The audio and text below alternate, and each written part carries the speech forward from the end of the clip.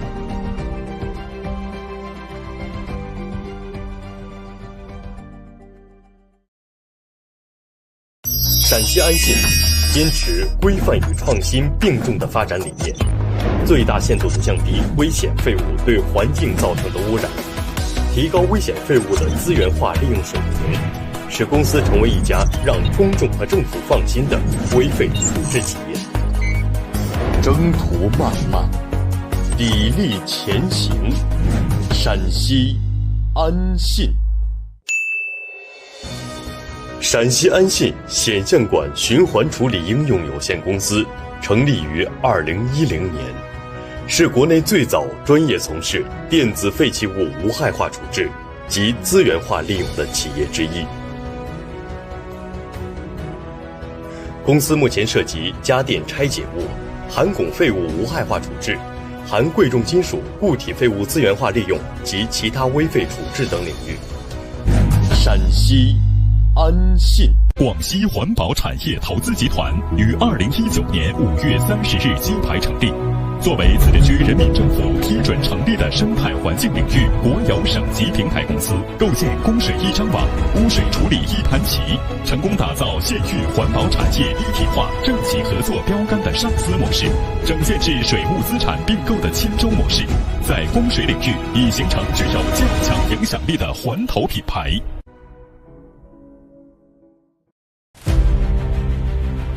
斯坦德集团是一家以生物医药及生命科学领域为核心，深耕生态环境、综合贸易。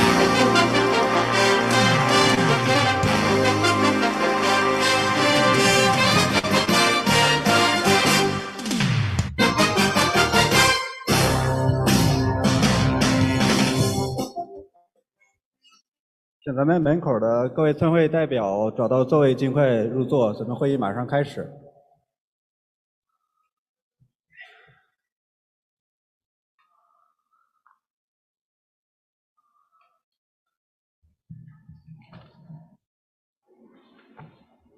咱们会场后边的各位代表尽快入座了，咱们会议马上开始，谢谢。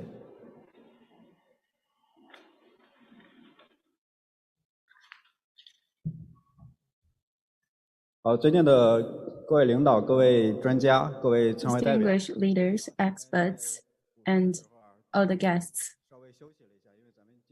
I hope you have rested during the lunchtime. We have a tight schedule this afternoon.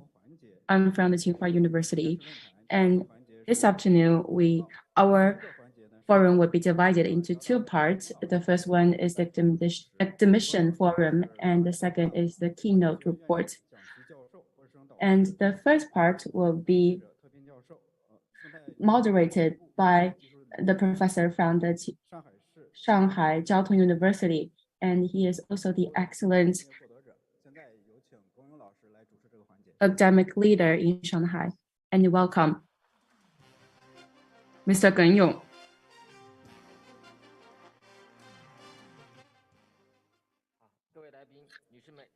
Distinguished guests, ladies and gentlemen, good afternoon. I'm the moderator for the Academician Forum, and I'm from Shanghai Jiaotong University, the College of Environmental Sciences. And the first one is the serum from Krishna, and he is the academician from the Royal Academy of Engineering, Singapore, Indian National Academy of Engineering, National University of Singapore, and he is from the Nanotechnology Institute, and he is also the Singapore Environmental Development Bureau and Sustainable Development Advisory. And his topic is material circular economy strategies for construction of a zero-waste city. Let's welcome.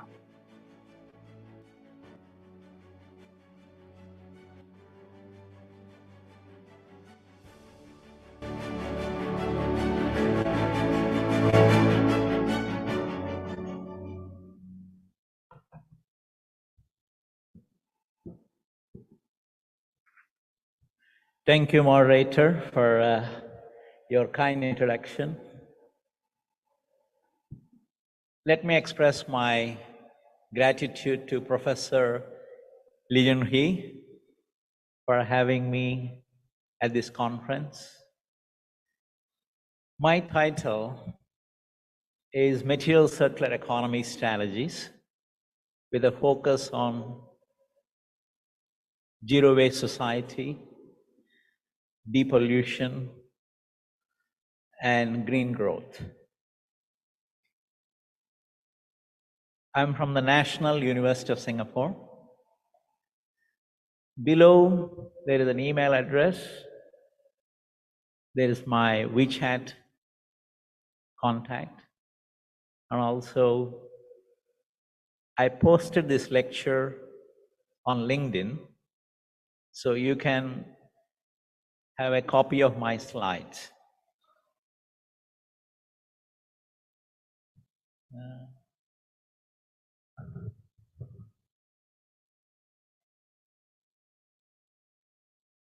Okay, can I get the...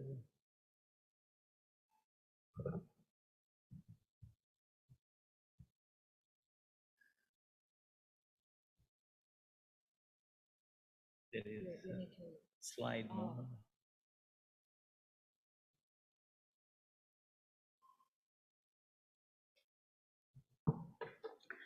While I'm getting the slide mover, let me express my sincere gratitude to Chairman of the Scientific Committee, academician Jiming Hao. Yeah. So I think he and I had a very good conversation this morning. Thank you.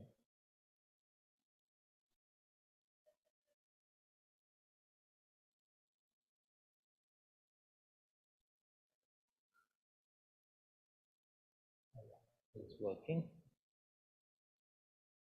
As I said, I come from Singapore, and I like to acknowledge that very strong relations between China and Singapore. Recently, our Prime Minister Li met with the President Xi Jinping. Their main focus is about collaboration, progressing collectively in the area of green growth, sustainable development, and green economy. On the right side, it's one of the high technology eco-city, a partnership between government of China as well as Singapore. There are several such eco-cities where this partnership between both our countries is taking place. In Singapore, we look at green growth as a very important future direction. So this is a summary of possible areas of economic growth related to sustainability and green economy. So we articulate this, and it's actually reported in our main national newspapers. Singapore is also now has the world's largest sustainable aviation fuel. So this is from primarily the food waste. Yesterday, we visited a very nice company that is looking right now converting municipal waste into energy. But the next step could be generating high-grade fuels. In this case, is the aviation fuel. So Singapore has the world's largest capacity in producing aviation fuel. So this particular thought process is embedded in what we call Green Plan 2030. Morning, we had few academicians mention about Singapore zero waste city plan, and I know some of you are following the current approach Singapore is taking towards carbon neutrality and zero waste city. Singapore is also in a very good position, is right now home to several $100 billion green financing, and worldwide the green financing is estimated to be trillions of dollars. Some of you working at on life cycle assessment, ESG, green financing, it would be very interesting for you to look at the major banks, financial institutions in Singapore, how they are actually embedding sustainability as well as what we call impact investments. Okay, those are an examples for you. If you are a student and you are a beginner, I think it's good to differentiate what is net zero and what is circular economy. And Craig will be very happy. I took that example from United Nations report. It just came out a week ago, and I read out the circular economy one. Circular economy is a sustainable economic model in which products and materials are designed in such a way they can be reused, remanufactured, recycled, or recovered, thus maintaining the economy as long as possible with the resource of which they are made, and the generation of the waste, especially hazardous waste, is avoided or minimized, and greenhouse gas emissions are prevented or reduced, and can contribute to the sustainable consumption and production, which is pretty much links zero waste to the carbon emissions, greenhouse gas emissions. At the same time, this is about transforming our economic models in terms of sustainable production and consumption. So the rest of them are details.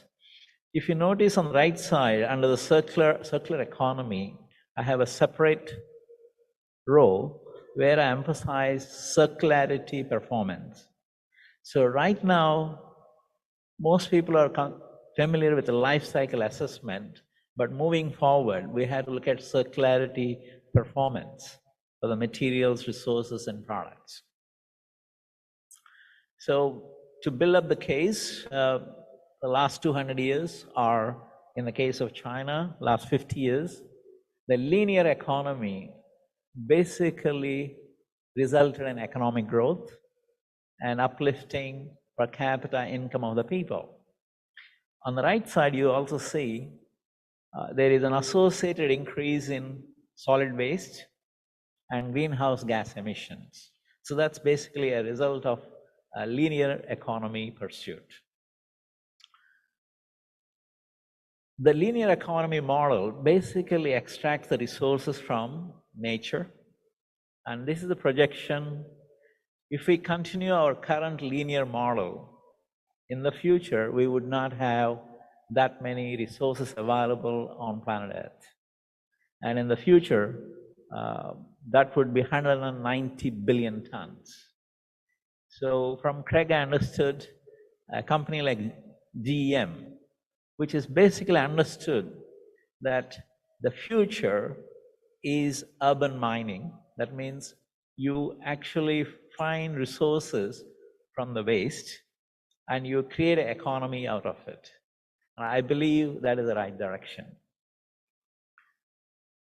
To underscore that point, we estimated how long these critical materials last. On the left side, we have different materials and the key economic sectors. So that's basically a left side diagram.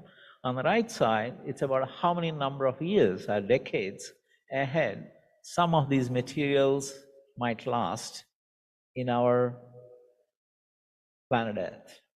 So obviously, because of the finiteness of resources, as well as the costs involved in going back to the Mother Earth, developing urban mining or recycling from the waste is extremely necessary. And I think that's where the future opportunities for growth, both in terms of economy as well as the job and national security. So that sets the stage why we are talking about circular economy. So circular economy is about economic benefits, better environment, and better community living. So essentially, you have benefits from economy, environment, as well as social well-being. And if you would like to see in terms of reductions, sometimes when you have Ministry of Ecology and Environment focusing on building zero waste cities across China, you are looking at such indicators. How much of that we can achieve in terms of reduction? For example, reduction of greenhouse gas emissions, reduction of solid waste, soil pollution, water pollution, and also mitigating the social costs. On the right side is also linked to the energy, it's also linked to the climate change, it is also linked to the healthy living. So that's basically benefits of circular economy. So circular economy is strongly linked to the net zero goals. For example, according to one estimate, 23% of the global greenhouse gas emissions are associated with the materials and production, 23%. More recently, Ellen MacArthur Foundation kind of said that if you like to achieve net zero by 2050, focusing on energy efficiency and renewable energy is limiting. We also have to focus on material circular economy.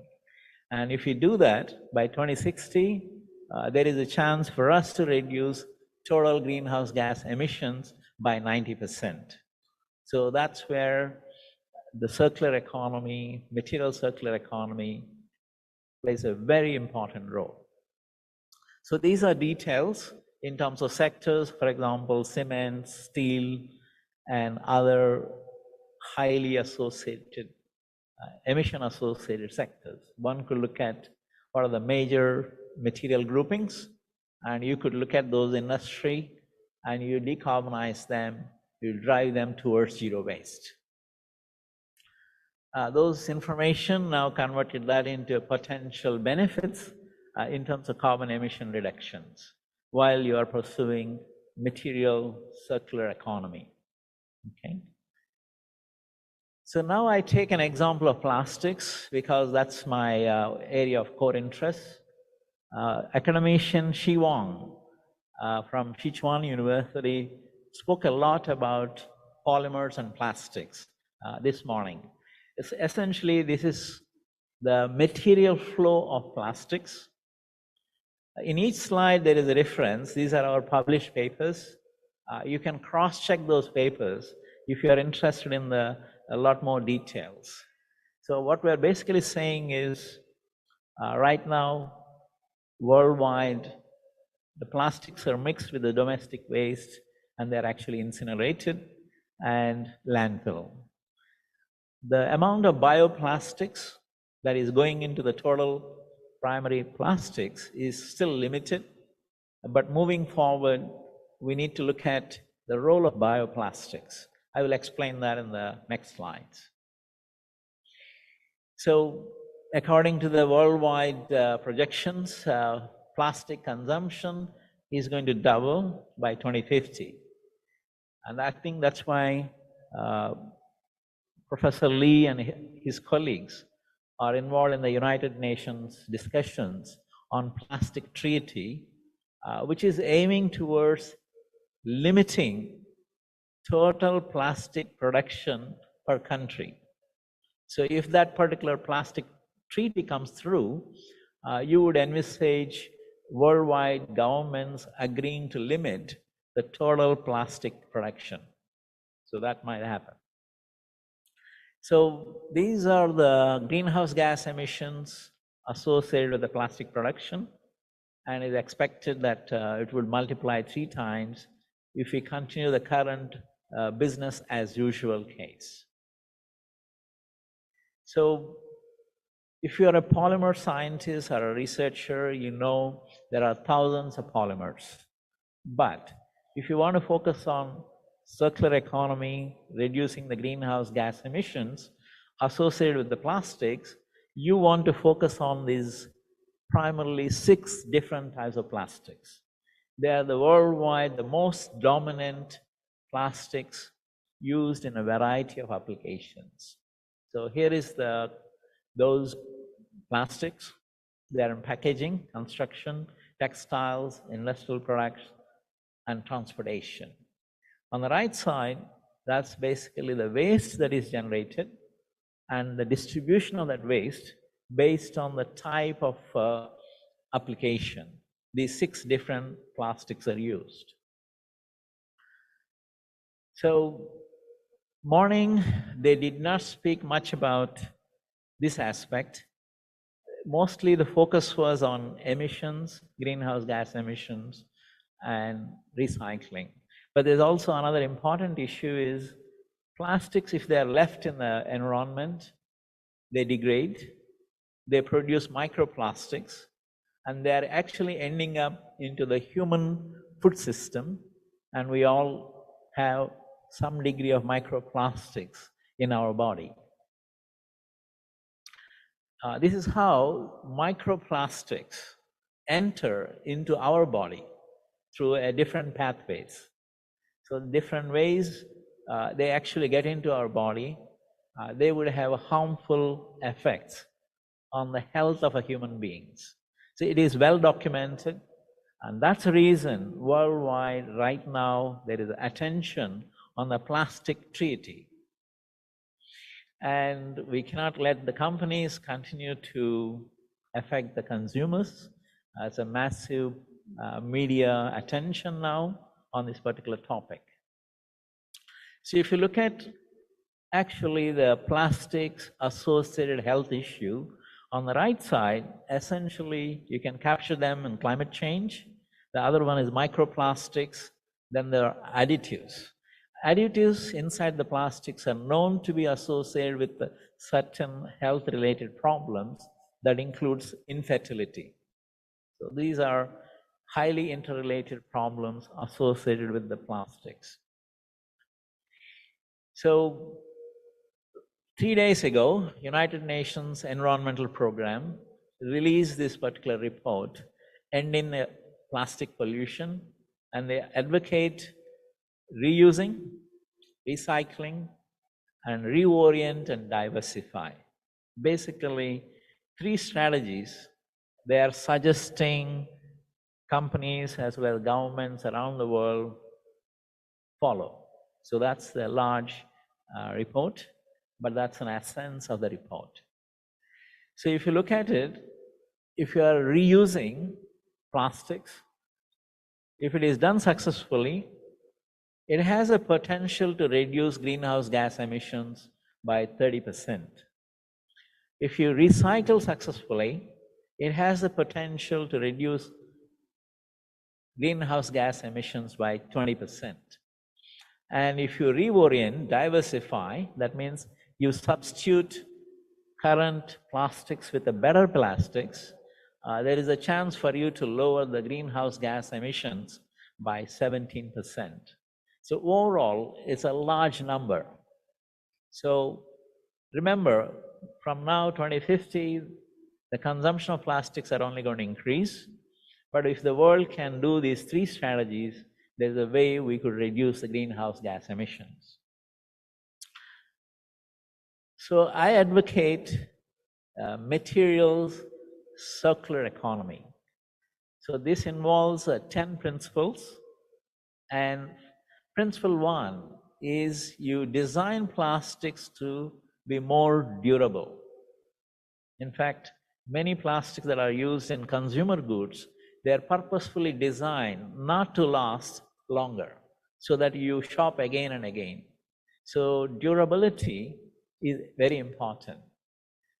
Hazardous substances, additives that are there in the plastics, they need to be replaced. That's why you are looking at human health.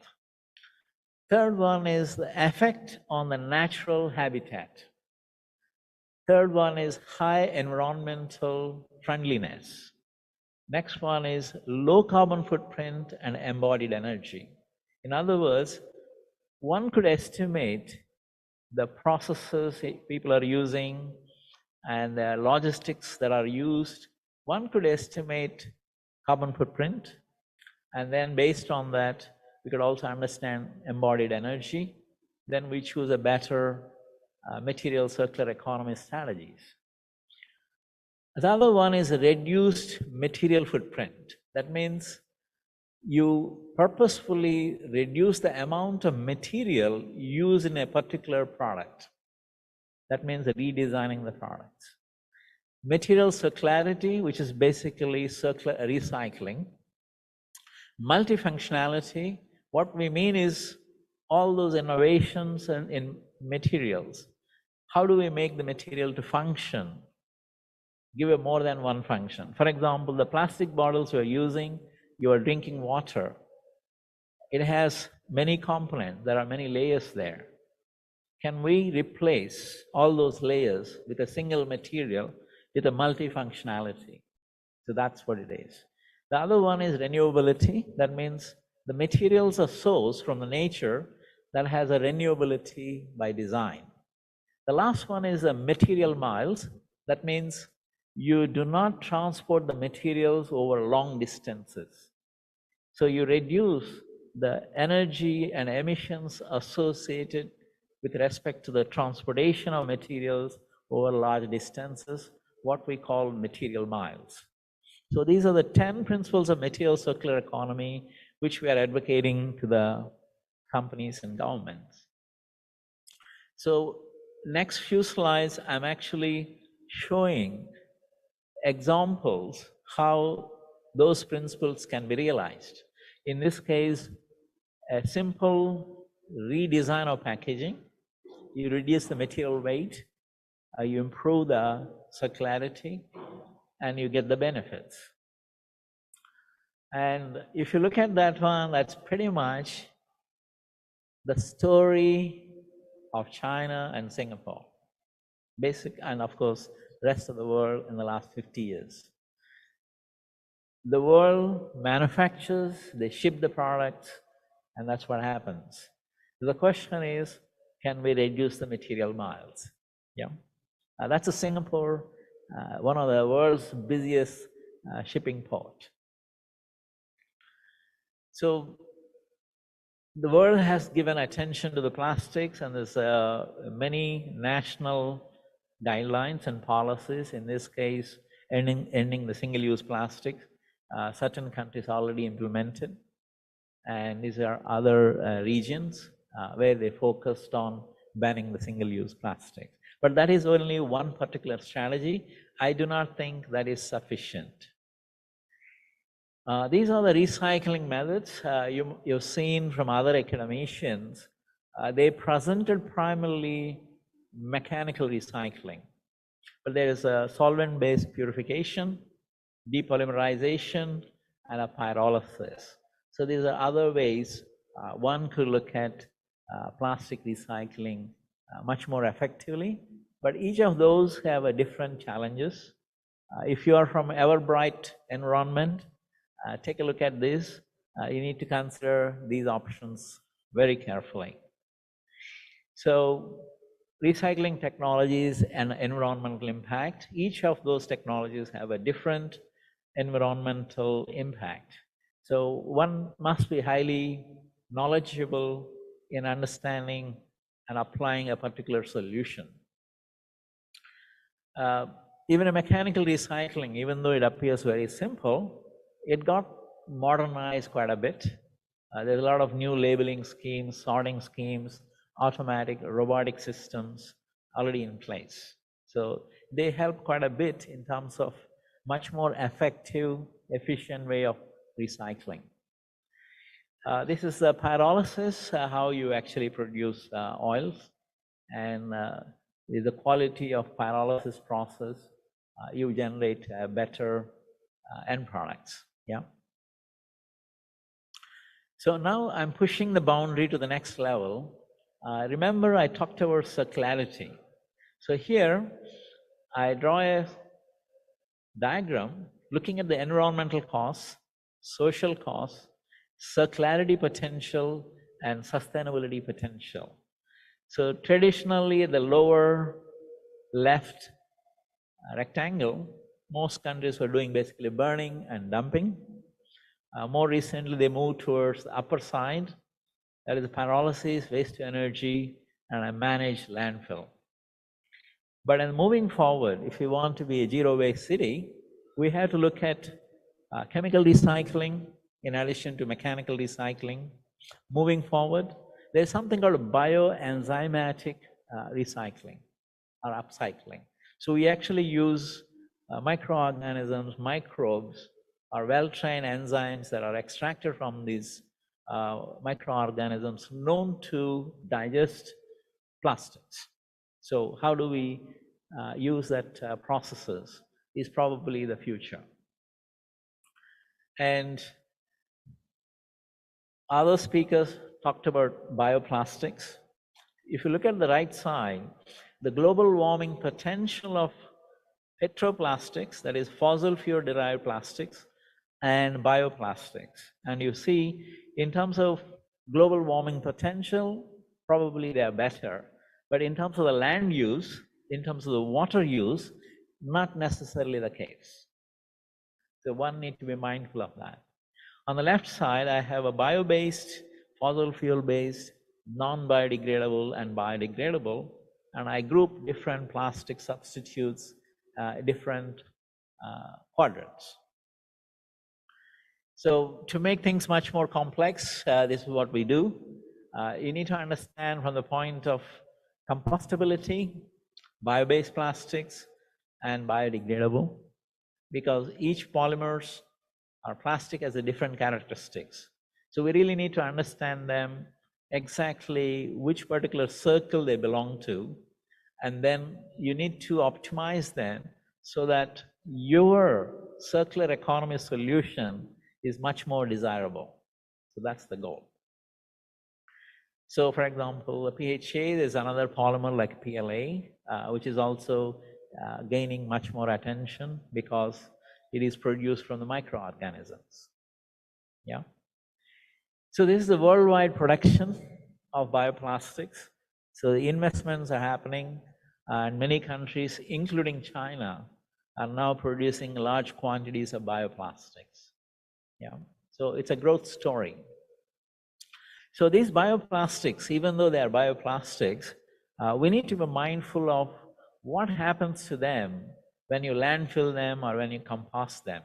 So here is an example of degradation of bioplastics, different mechanisms that are involved. And if we can do these things successfully, perhaps we could save a lot of greenhouse gas emissions in the next 20-30 years. So different scenarios, different recycling technologies, methods, you could imagine what is possible. There was a presentation in the morning, they said we can switch to from plastic to the paper. The answer is not obvious. I think one needs to do a lot more careful life cycle assessment, and the answer would be different. So it depends on exactly what process you're using and where you are doing it and how you are doing it. So your answer will be different. And so this one is typically life cycle assessment. I know some of you are doing your PhDs in this area. So typically life cycle assessment helps you to understand that kind of impact.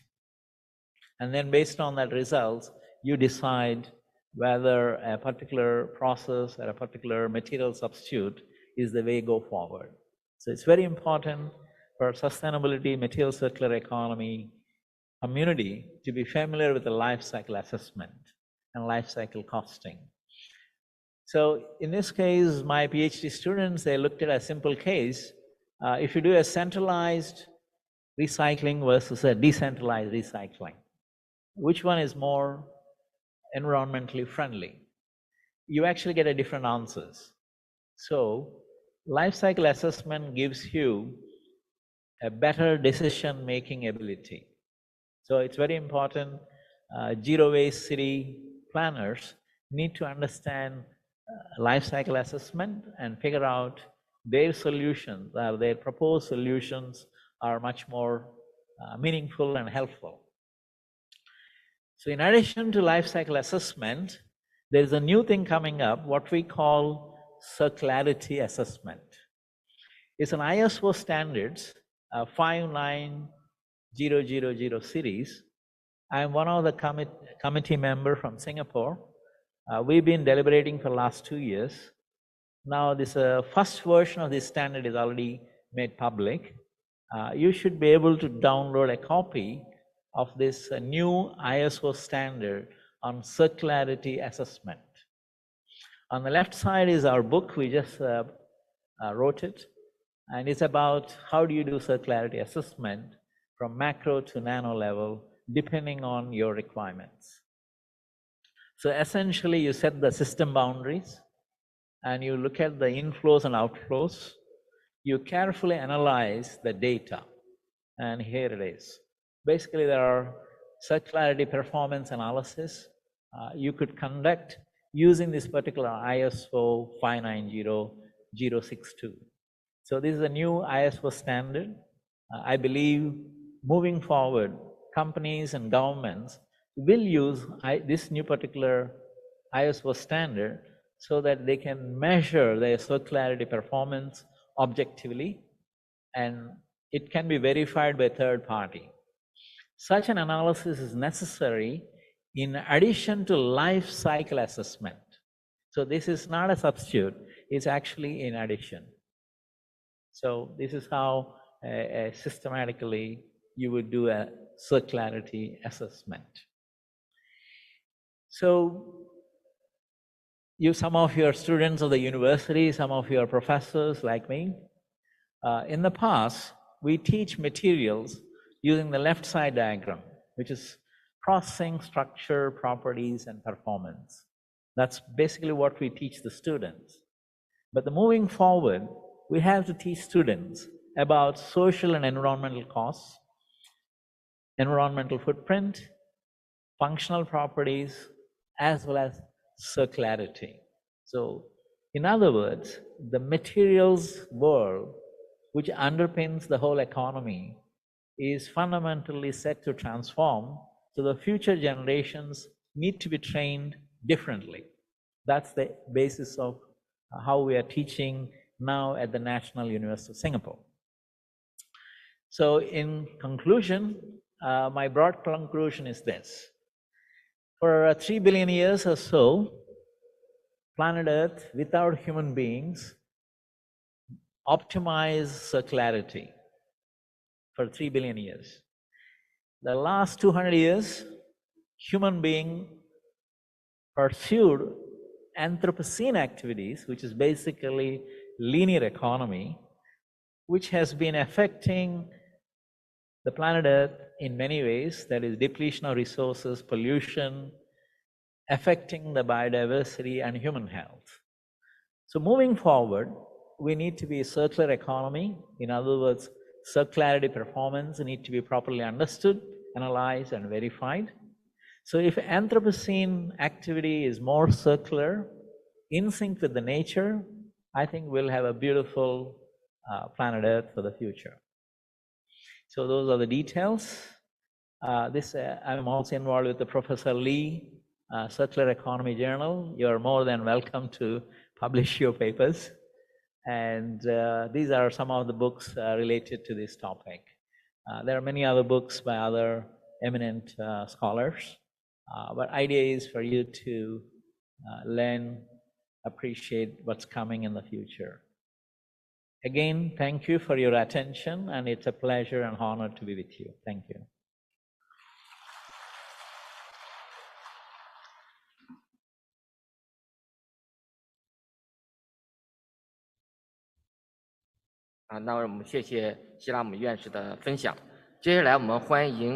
Thank you so much, Academician Serum. And then let's welcome Academician Thomas H. Christen from the Royal Danish Academy of Sciences and Letters, and he is also the professor from the Technical University of Denmark. And the Academician Thomas is focused on the waste management technology, including the use of LCA tool and also the comprehensive management of solid waste. And he also established many mechanisms to manage solid waste across the whole world. And he also participates into the assessment of the national program in Denmark and other countries.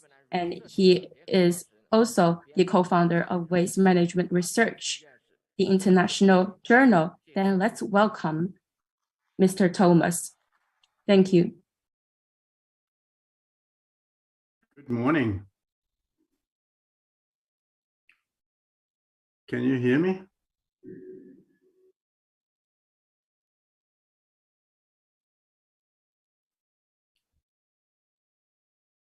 Good morning. Can you hear me? Can I have some response back from you? I can hear you. Can you see my? Yes, please proceed. Yes, we can. And you can see my slides. Thank you very much. Yes, we can. Thank you very much. Good morning from Copenhagen, and good afternoon to China. Thank you for the nice words of the chairman, and also thank you to the organizers for giving me this opportunity to talk about the future role of carbon capture, utilization and storage in waste management. Let me just give you a few introductory comments. I'm sure some of this has been said already, but I think we all know that climate change is high on the political agenda, and all sectors, they need to contribute to this challenge, and that includes waste management. That's why we have the conference today, right? There are two ways of waste management to contribute to this solving the climate challenge. And one is to reduce emissions.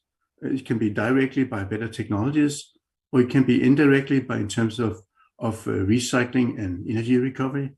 And it can also be by storing of carbon, the biogenic fraction that we'll come back to that later. And this is what I'm going to be talking about today. In waste management, there are three main greenhouse gases. It's the fossil carbon dioxide, it's methane, and it's dinitrogen oxide. There are others, but these are the ones that are dominating. We already heard today that there are many ways of approaching this year in terms of greenhouse gas accounting, carbon footprint, or climate change impacts, and they're a little different in their approach, and it depends on whether it's a reporting for a facility, a system, or as part of a report for a city or country, or it actually is a situation where you have to decide how to manage waste management in the future. All the technical aspects behind that are the same. So it's more the framing that may vary. So I'm sure the technical things I'm going to be presenting to you today will be useful in any of those contexts. The issue, of course, is we should avoid double accounting, and that's something to do with how we set up the boundaries, and also at the end of the day, if there is a price of CO2, who gets the credits and the economical benefits of it. The latter ones I'm not going to be touching today. There are three terms that are used: carbon capture, that means taking carbon out of the gaseous streams of flue gases. Then I'll talk about storage, which means storing it underground in a geological formation for more than 1,000 years, hopefully. And the last one is utilization. That means using the carbon, the CO2, into power to X for producing platform chemicals or fuels. In waste management, there are three main options for carbon storage and utilization. The first one is landfills. Not many people are very fond of landfills, but we can actually store biogenic carbon in landfills for extended times. There are studies of landfills more than 40 years old. We don't have studies of 100-year-old landfills. They show that carbon is not fully degraded and not lost in leachate. And this suggests from kinetic studies in the lab that there will be carbon left even after 100 years. And of course, depending on the type of carbon, the temperature, and the moisture content. But maybe after 100 years, you're still in a temperate climate, will have 50% of the carbon left. And that is in terms of the accounting storage, because it's out of circulation. Then at biogas plants, anaerobic digestion plants, we could capture CO2 from the biogas. There are already many plants who are removing CO2 for the biogas in order to upgrade the gas to natural gas quality, but usually the CO2 is just released to the atmosphere. And it will be pretty easy to further process this CO2 we have here. The last one is incineration. We could capture CO2 from the flue gas, the biogenic as well as the fossil part. And actually there are a few plants around the world who are doing that already. And it can, of course, reduce the fossil emissions. And at the same time, it will remove, with the same efficiency, biogenic CO2, which is considered a saving. This is what I'm going to give you an example of during this presentation here, of adding carbon capture to an existing incinerator. Let's just take a look at a sketch of a waste incineration plant. The plant is here, the waste comes in. And if you take 1 ton of municipal solid waste, there's typically about 250 kilograms of carbon. About a third of that is fossil carbon. In Europe, I think in China, we are closer to half. It's not so important here because you need to calculate that on the specific conditions you have.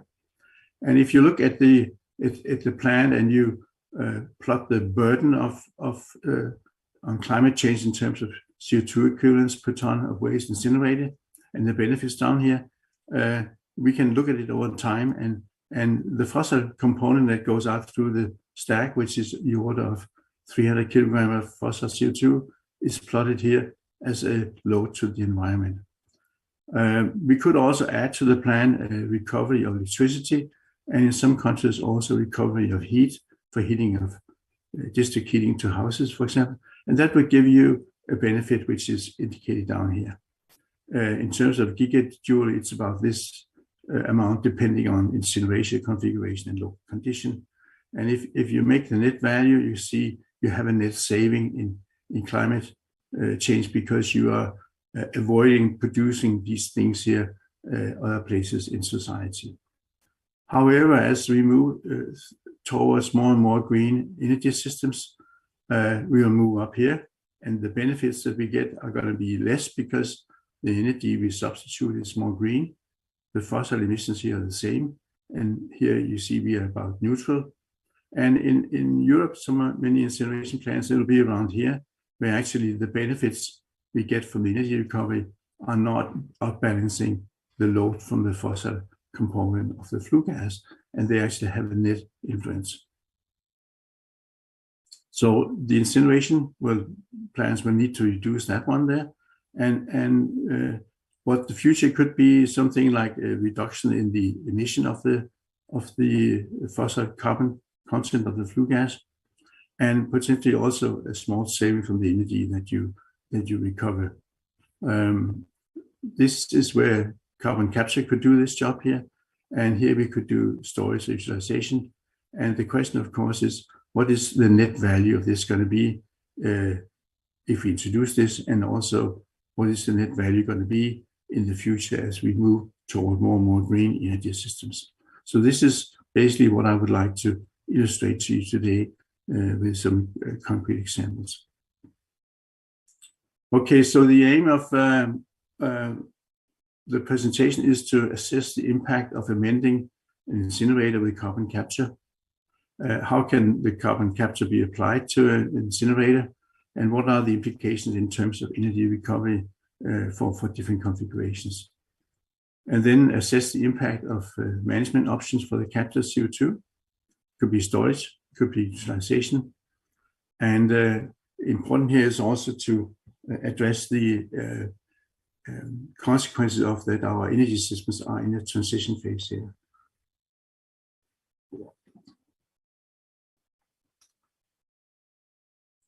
Okay, the method that we are using, a life cycle assessment that has been mentioned many times today, and we're using a model called EastTech because it's physical based and can give you the output related to the different inputs you have.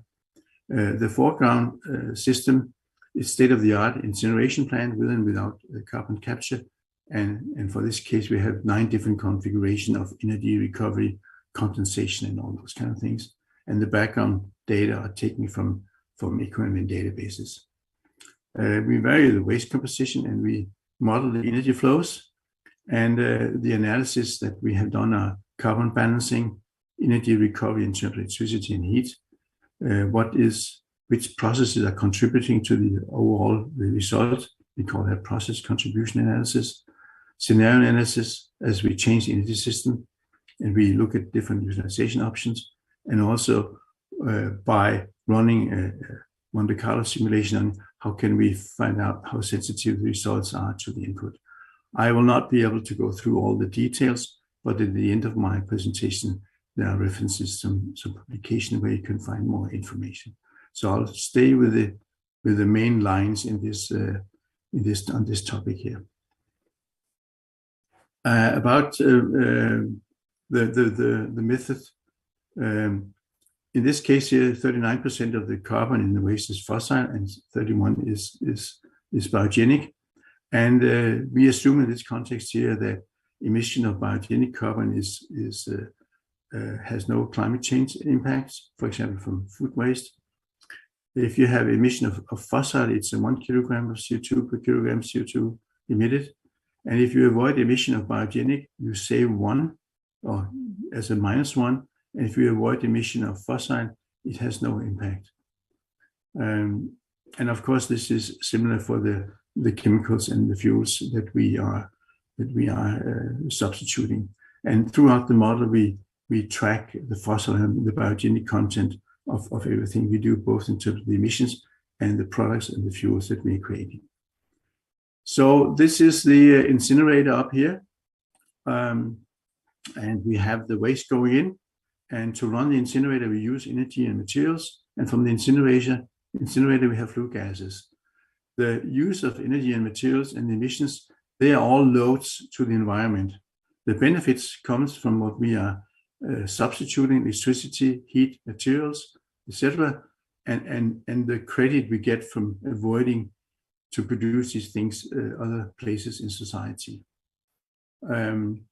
If you have carbon capture, you add a carbon capture unit to the incineration plant. You still have energy and materials coming in. You still have flue gases coming out.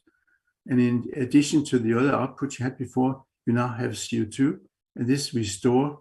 And this is where you get additional benefits of taking this out of circulation. We look at incineration plants that have different levels of flue gas condensation, heat and no heat recovery, and also with and without carbon capture to identify the benefit of the carbon capture.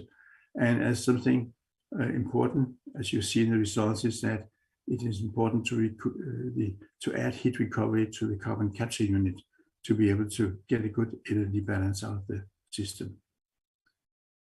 There are different technologies for carbon capturing. We have been studying one. It's called MEA, which is a mono ethanol amine capture of the CO2. It creates a water-soluble salt, and after that you can strip the CO2 out by heating this by steam. You can get a high purity CO2 stream out of it, and it will capture between 85 and 90% on an average over several years. So the steam you are using for it is quite extensive, and this is what people talk about, the energy penalty of introducing carbon capture, because the incineration plant cannot produce so much energy afterwards because some of that is spent on recovering the MEA. There are other technologies, pressure swing operation, hydrate-based hot potassium chloride, cryogenic distillation, and membrane filtration. I'll not get into those today here. It looks over here in terms of producing 1 ton of CO2 compressed, that you have to feed so much CO2 into your system. You have to spend electricity, have to spend some steam, and you have to put some chemicals in here also. And out here you lose some MEA, and you still have some CO2 coming out. So this is the technical assumptions for doing the life cycle assessment this year. This is a simplified sketch of an incinerator, and without going into too much detail, you can see we have added the carbon capture unit at the end of the air pollution control system. And to run this, we have to take steam to regenerate the MEA solution. And this means that we have less steam going up to the turbine, and that means that we have less energy production. But the possibility we can add is to also to have heat exchange on the carbon capture unit, and thereby improving the amount of heat we can recover from the turbine. Let's just before we go into the calculation, remember the development that we are seeing in energy systems, and this is about electricity and about heat. I know heat is not relevant in all cases, but in Northern Europe, it's always very important to include the heat here. And out here in scenario 1 of the energy system, we have very fossil-based energy system. And as we go to the right, we go into more and more green. And over here, we end up with wind turbines. And on the way, we have different kind of things of oil, natural gas, photovoltaic, and also some different predictions by different organizations on how energy systems will look in the future. And what you can see is that the kilogram of CO2 that it costs to produce 1 kilowatt hour goes from here, when you have oil-based of 1.2 kilograms of CO2, down to 0.02 kilogram if you have a wind turbine. That means over the next 30 years, you might see a decrease of the order of 50 to 60 times in the emissions. That means also that the credits that you get from producing this from incinerator will also decrease. Similar issues with the heat here. depending on the sources of the heat, also goes down from 0.13 kilogram CO2 per megajoule produced down to 0.01, which is a 10 to 30 times reduction. And if you invest in carbon capture today, before you get it built, and if it operates for 20 to 30 years, you will be probably in what is considered a more post-fossil situation, and your energy systems are going to be somewhere out here, and you have to pay attention to that when you're looking at the energy implications of introducing carbon capture at your plant. A few words about storage. The CO2 is transported and stored. There are many different options for storage: road tankers, railroads, pipelines, sea carriers. We have to be paying attention to the compression and the cooling that you have to do, and therefore there are some costs of running these transportation systems. Data from industries also document a 1 to 2% loss of CO2 per 1,000 kilometers transported, and we assume in this case here that we have this value. I say this is a very primitive way that we're doing this, and it seems to us that it may be a little more complicated than we saw here, because every time you change your transportation mode, you will have to adjust temperature and pressure, and that will eventually cost you some energy, and in some cases also provide you with some heat. And we probably need to pay a little more attention to that in the future. Storage, geological formation, we assume that you have about a 2% CO2 as the IPCC is suggesting. Without going into all the detailed calculation, I'll show the main results which are here. I know it looks a little complicated, but I'll walk you through it.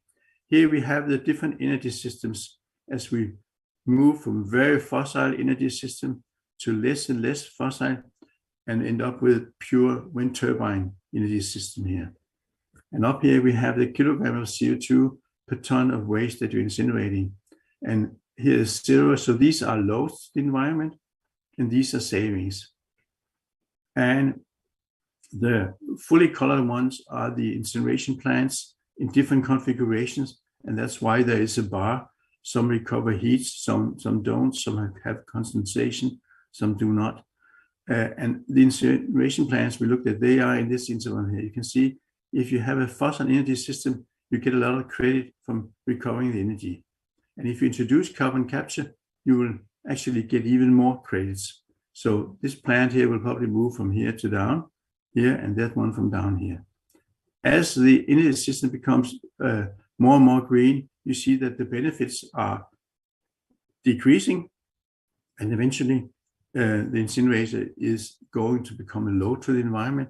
And I think many European plants, they are already up here now. And they eventually are going to end up on a level that is close to emission of the fossil component. What you also see is that the benefit of carbon capture are also less in a green system, but you see that the difference between not having carbon capture and having carbon capture are getting bigger and bigger, and it actually comes up and reflect on the difference in the carbon times the efficiency of capturing. So what you can learn is that carbon capture will always be better than not having carbon capture, no matter what the energy system is. And as the energy system becomes greener and greener, it actually becomes relatively better and better to have carbon capture, although the net value will be higher for the carbon capture in the green system than in the fossil system. So from an environmental point of view, from a climate point of view, there is really no reason not to introduce carbon capture at incineration. That was not what I wanted to do. So the next question could be, well, it may be good to store it, but isn't it better to utilize it? So let's take a little time to look at that. And here we again have our incineration plan and our carbon capture plan. In this case, here we talk about direct utilization. So we take the CO2 out and we substitute it for CO2 that is otherwise produced. In this case, we talk about CO2 that comes from a different source. All the other flows are the same, but we also realized that the electricity and the heat may be different from when we didn't have the carbon capture as we saw before.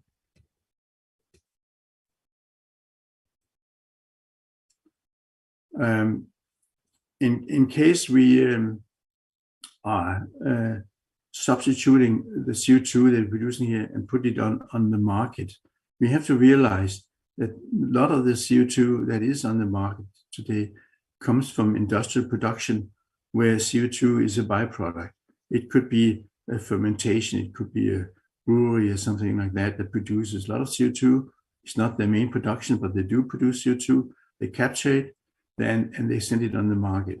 So in case that we start sending out CO2 here on the same market, and we are pushing this away here, these guys are probably going to release the CO2 because it's not their primary production. The primary production is the beer or the wine or another thing. So therefore, you have to be careful in your assessment to figure out what is it that you are affecting in the market. So I'm pushing the wrong one all the time. So before I show you the results, the other option is to produce a chemical out of the CO2. And I think we have to realize if you, in the context of incinerator, will have to produce a chemical, it will have to be a simple chemical. And you probably just want to produce one, and you want to make sure that that one has a versatile use so that you are sure you can get rid of it at a fair price. And there are some options here, and we have looked at four: methane, methanol, dimethyl ether, and formic acid. They bind different amounts or require different amounts of hydrogen for their conversion from 8 to 4. The benefit or the good thing is that they are products that are similar to products that we are used to handle.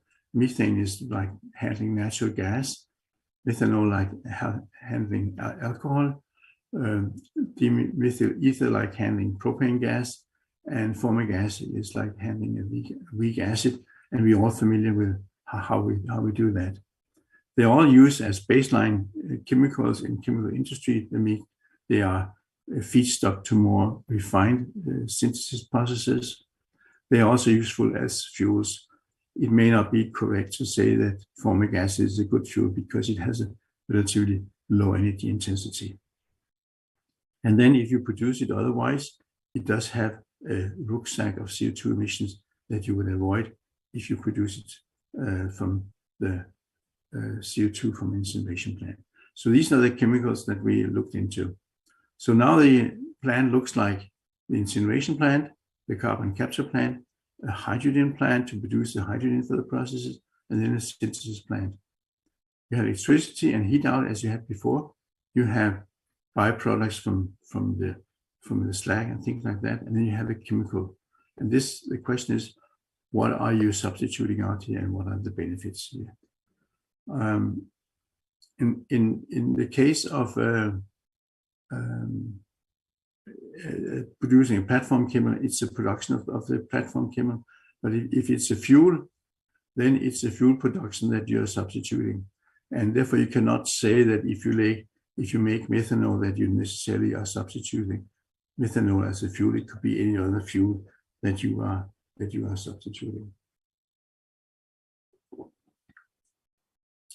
Okay, I hope you start seeing the complexity in this here.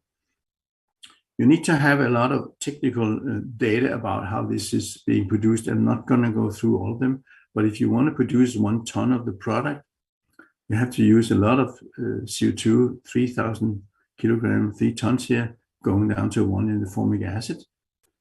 You have to use a lot of hydrogen for these ones here.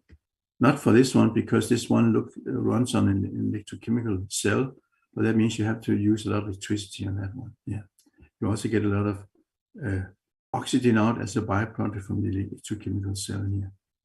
And at the end of the day, you have a lot of steam also, no, a lot of heat coming out, because this is a process that is very exothermic. Production of hydrogen is the same. You have to use a lot of water to run it.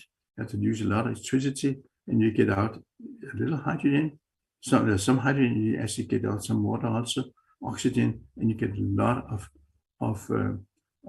heat out here. And I think in this discussion about power to X, it's very often overlooked how inefficient the hydrogen production by electrolysis is, and you have actually about only 50% of the energy coming out as hydrogen. Shown here. A few more technical data just to show you how we keep track of things here. But this is one incinerator that we hook up with the power to X unit, making methane, methanol, etc. And these are some of the technical data that comes out. And let's look at the electricity. This is a very efficient incinerator, and without carbon capture, it produces 618 kilowatt hours per ton, and that is very good. But if you're going to be producing methane, methanol, you have to import a lot of electricity to run the electrolysis, about 10 times more. So it's a dramatic change in the energy picture that you get here. What you also see here is that with the recovery of the heat from the system, you actually start producing more heat when you have these processes here. So the benefit of this will depend on whether you have any use of the heat or not. You reduce the biogenic as well as the fossil emissions from those numbers to those numbers here. And this is because the carbon capture process is not 100% efficient. And then you actually use a lot of water to run this process here, which is necessary to produce the hydrogen.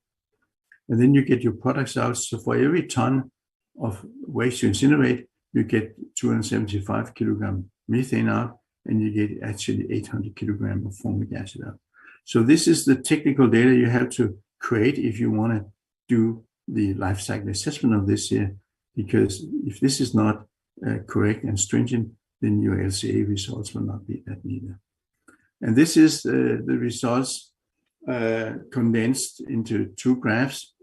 And let me just walk you through this here. Again, we have the energy scenarios going from fossil, very fossil-based to less fossil. In this case here, for simplicity, we only have 5. Here we have the kilogram of CO2 per ton of waste. And you can see here the units are quite high, and the 0 is up here, right? No, sorry, the 0 is there. And these are loads, and these are savings. And the solid red here is the incineration plant, the 9 configuration without any carbon capture and utilization. And this is if you utilize it locally. And then you can see actually if you are in a situation where you use the CO2 and put that on the market and it substitutes for CO2 that is produced as a byproduct, you will actually get a higher load climate change wise than you would do if you didn't do it, because you add additional technicality to your system. So if you're pushing other CO2 out from the market, it's not a benefit at all. If you start producing chemicals and fuels, you actually get a very, very high environmental load if you're in a fossil energy system.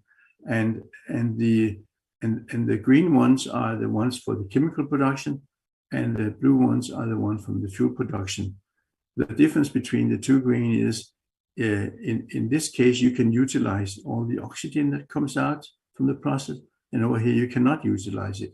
But you can see here from your incinerator being a slight saving to the environment, starting produce to capture the carbon and produce fuels and chemicals. It doesn't make sense, because you spend much more energy on producing the hydrogen than the value of the product are supporting, right? But you can see as you become greener and greener, you go down here, and you can see at a certain point out here where the energy is very green, you actually start being beneficial to produce chemicals and fuels from the CO2 from the incineration plant. But if you are here in a transition state where some countries will be, it is a little dubious how beneficial it is, and you really will have to do a very detailed analysis to figure out whether it makes sense to capture the carbon and use it as in the power to X constitution. So we have to remember that the benefit of doing this here depends on the energy system that you are interacting with. Let me just give you a concrete example. It's been considered in the incineration plant in Copenhagen, which incinerates about 500,000 tons of waste per year. And we assume that Mamma mia, what happened there? I'm sorry. Thanks for the help. That was a surprise, and we assume that you use this much energy for your production, and if they're going to be producing fuels or chemicals out of the CO2 they have, it's about the same amount of electricity as the families that they are supporting, and they would need about 250 wind turbines placed close to the incinerator to be able to produce energy enough for the electrolysis to produce the hydrogen for the power to X. I don't know why all these things are coming up, but let's change to the next one. Maybe it's my time running out, but fortunately I'm close to the conclusions. I hope I can read this with all the scribbling coming up on top of my slide here. I don't know why that is. I didn't know I was drawing when I was using the cursor here. From a climate perspective, it does make sense to do carbon capture at an incinerator in early phases as carbon storage, and later maybe as carbon utilization, depending on the power system. And my estimate is that your energy system has to be fully wind turbine based at that point, or photovoltaic based, to make it attractive to produce chemicals from your thing. Methanol and dimethyl ether looks most promising from our analysis. The question, of course, is how do our assumptions stay relevant in the long term? And you realize that we substituted the fuels and things like that with the fossil-based ones. But if we are in a fossil-free society, these fuels and chemicals will not be made by fossil-based natural gas. So the question is, what are the substitutions with respect to chemicals in a non-fossil future? And maybe in the long run, the alternative fuel would be a fuel that is produced somewhere else. Actually, the CO2 would come from an industry where it's more cheap to produce CO2 by carbon capture. So this is an assumption that we are still working with, figuring out how we identifying the substitutions when we get into a post-fossil society. But from an incineration point of view, plastic, which is an issue for many incinerators, becomes less an issue because you're actually removing the majority of the fossil component of the emission from the incinerator. And of course, it's still beneficial to remove the plastic because the less fossil content, the larger the saving you will have by using carbon capture. This completes my presentation. These are some of the papers where you can read more of the details. And with that, I will say thank you for your attention. And I'm sorry for the scribbling that came into the slides here. I'm not sure how I did that. Thank you very much.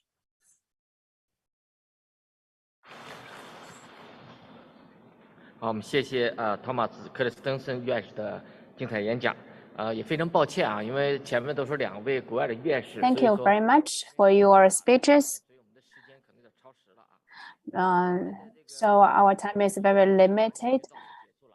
That's it for our academician forum. Next, we would like to move on to the invited keynote report. We would like to invite Chen Guanyi from Tianjin Commercial University.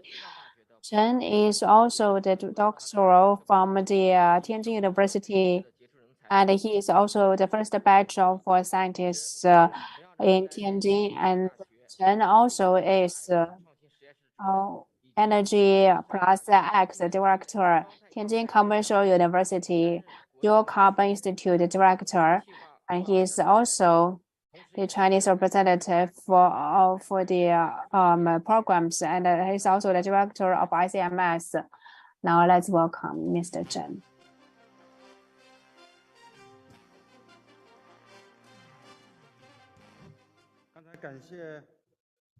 Thank you very much.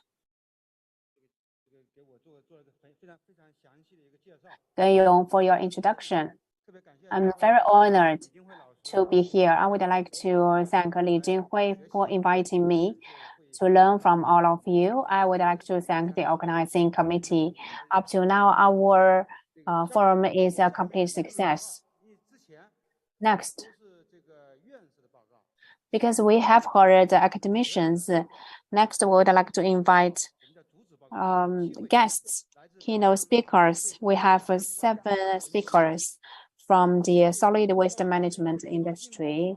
The first one is Dr. Gao Xingpo from the Department of Solid Waste and Chemicals, Ministry of Ecological Environment. Director Gao has made a great contribution in the zero waste cities construction. It is our great honor to invite him. Thank you.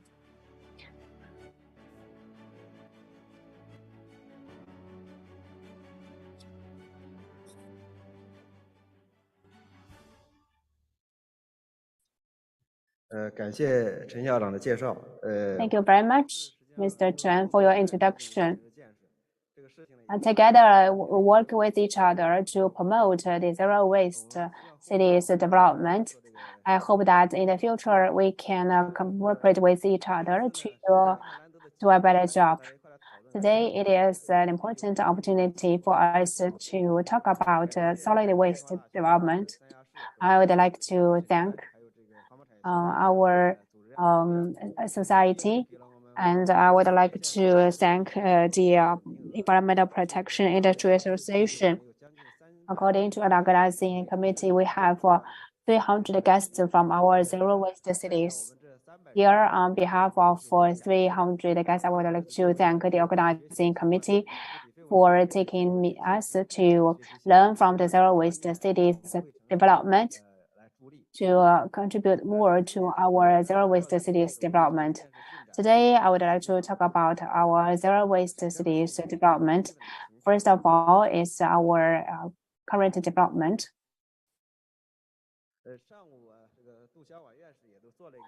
In the morning, our the academician too also talked about the zero waste cities. In 2007, academician too has made a suggestion to the central government, and it was also a very good initiative. At that time, our Ministry of Environment entrusted this project, and in 2018, the zero waste cities was made a pilot project by the depth reform of the CP Central Committee, and the General Office of State Council issued a work plan for the pilot project. And then on the basis of zero waste cities, we thought that it is a very good practice to improve our cities. So in 2021, the opinions of CPC Central Committee State Council on deepening the battle against the pollution prevention and control had made the zero waste cities as our important initiative, and also encourage all the cities with the condition to promote zero waste cities pilot project. And just last year, a total of 113 cities and 8 special regions have started to develop the zero waste cities. And we also held various meetings. during the epidemic, all the localities issued the implementation plans and began building cities on all fronts.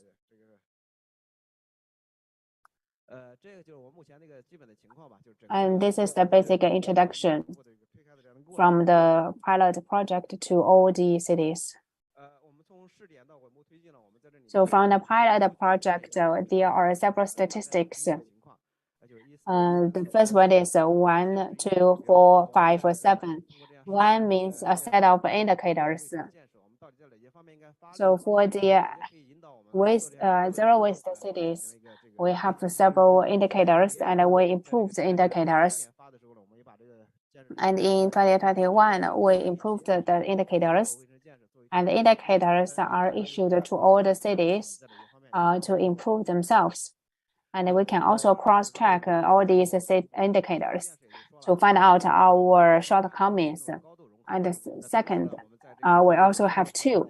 2 means the fusion of 2 sides.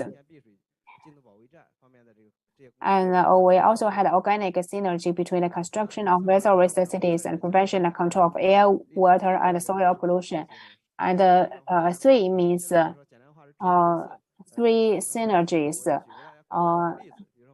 So the reduction is a cure. I would like to take incineration as an example. A lot of cities are promoting a lot of cities are promoting the incineration, but there are a lot of practices. For example, how can we improve the incineration energy efficiency? And secondly, we have the recycling. Recycling is the best way and harmless way. And the bottom line is harmlessness. It is the bottom line principle. And we also have the number 4. 4 means 4 wheels driving force, including system, technology, markets, and supervision. We believe that these 4 wheels are the important methods for us to improve the environment. For example, the systems, the departments have responsibility lists. The responsibility list means that all the responsibilities need to be implemented into all the departments. A series of mechanisms are in the process of exploration. We hope that all the cities can design and give full play to their mechanism advantages. For example, we talked about the ecological subsidies. Can we have some ecological subsidies in the harmful waste disposal and treatment? And secondly, we have the technology. We need to encourage the participation of private capital, improve the pricing and the charging mechanism, increase financial support, and strengthen government green procurement. The well-known experts, they are also researching all these technologies. And the third area is about our market. We need to improve the standards and specifications to strengthen technology research and development and promotion. We also have the supervision of the government. We have the information platform, environmental pollution insurance, environmental credit evaluation, joint supervision, and law enforcement systems. We have all these joint law enforcement supervision mechanisms. The end goal is to standardize our solid waste management. And from the pilot project to our smooth progress, we also have 5 areas. 5 areas include general industrial solid waste, construction waste, household waste, agricultural waste, hazardous waste. All these important areas, we also have specific tasks for all of them. And we also have 7 major tasks. We have 7 major tasks. The first one is strengthen coordination planning and overall planning, speed up green transportation of industrial development, promote the formation of green lifestyle, strengthen supervision utilization disposal capacity, strengthen institutional and technological market regulatory systems. And our 14th five-year plan is to promote more than 100 prefectural level zero waste cities by 2025. The intensity of solid waste generation in zero waste cities will decline rapidly, and the synergetic effect of pollution reduction and carbon reduction is evident. The solid waste management information network has been basically realized, and we hope that we can realize the no waste network in all these cities. And we also proposed all these initiatives which are in synergy with the Beautiful China. So from the state level, we have 13 provinces who are issuing all these plans to develop zero waste cities. Chongqing and Sichuan also proposed that they are going to have zero waste cities, zero waste islands. Guangdong is also cooperating with Macau and Hong Kong to realize the GBA area, zero waste areas.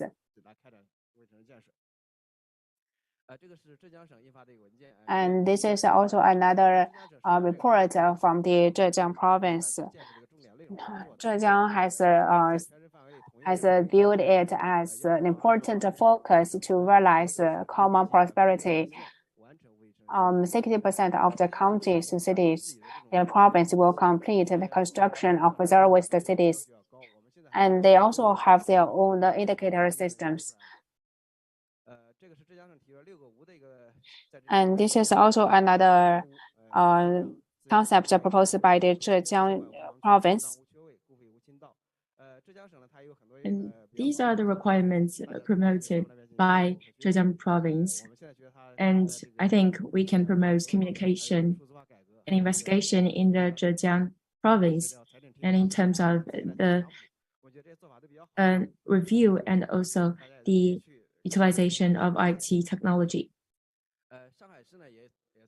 And Shanghai also promoted such kind of waste-free city program to promote the zero landfill by 2025 and also by 2030 the near zero landfill of the solid waste, which is highly challenging.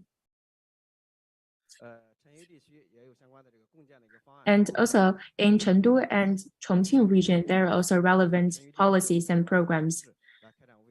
And during the 14th five-year plan, it will promote the zero waste city. And Guangdong province also promotes the zero waste city construction. Additionally,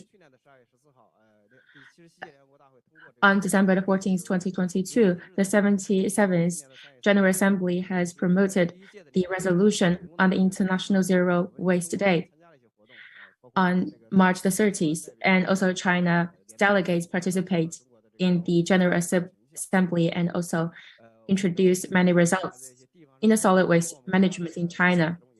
The concept of waste-free has already been accepted by many parties and also demonstrated in many regulations in many provinces. And the second is the opportunities and challenges for the construction of waste-free cities.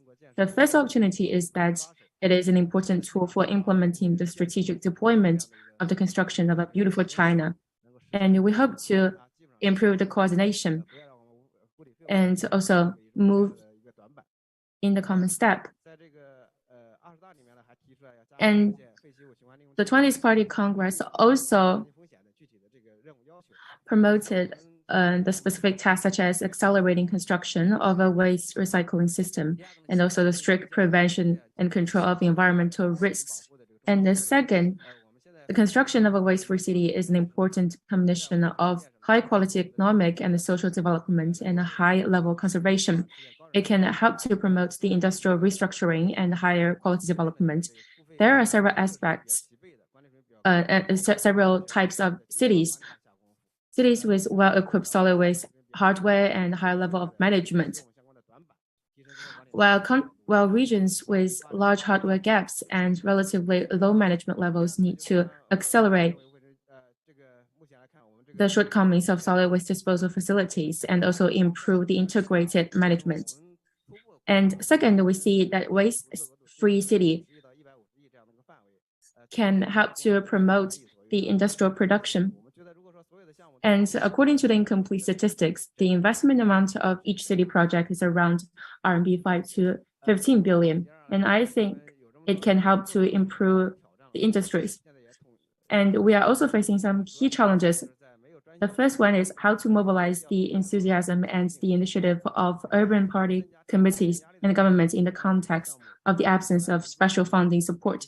And then secondly, the problem of difficult and expensive project financing can be solved without increasing the pressure on the local finances. And thirdly, the question is about how to play the role of relevant national and provincial departments to achieve precise guidance and assistance. And this is highly related to the management of waste-free city. And the third one is our next steps to tackle the challenges. The first one is we hope the construction should be distinctive with the regional characteristics. We do not want to have the same model. And we have looked through many plans and programs in the cities with different characteristics and which can help to yield fruitful results. And the second is the regional innovation. We hope around major problems and also major types of solid waste, the provinces can lead the exploration and also solve the key problem. And we have already tried the deployment this year in dozens of provinces. And third, we need to promote the overall quality. We need to meet the satisfaction of the general public. We are also meeting different ministries and departments to help improve the quality of waste-free city. And the first one is through advocacy, communication, and incentives to motivate and involve all parties. The first one, we want to create the multifaceted publicity matrix to create the waste-free atmosphere. We are using the WeChat public accounts and different platforms to send information to the general public. And we are also asking different cities and provinces to strengthen the publicity. The second, strengthen the on-site research and communication and implement scientific and precise assistance. And when there is need, we are submitted these problems to the provinces to promote joint efforts. And third, we are encouraging provinces in a position to do so, to introduce or implement relevant incentive initiative. And the second is focusing on the CDB policy bank support and exploring diversified financing method. The features of China Development Bank's policy loans is large, long-term, and stable. And against such background, we think it is highly reliable to solve the problems we are facing. And this year, we also have piloted some programs, including Changchun, Baoding, etc. They're exploring how to meet the financing requirements of CDB and also promote the relevant work.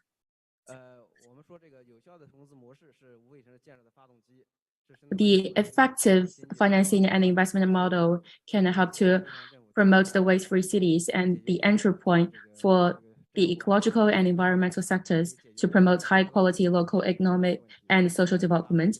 It can help to address the challenges of local government funding, the local debt, invisible debt dilemma, and also difficulties of local governments in developing new areas of businesses. So we hope this can be the highlight during the 14th five-year plan to make more enterprises to get the support of financing and investment. We also hope that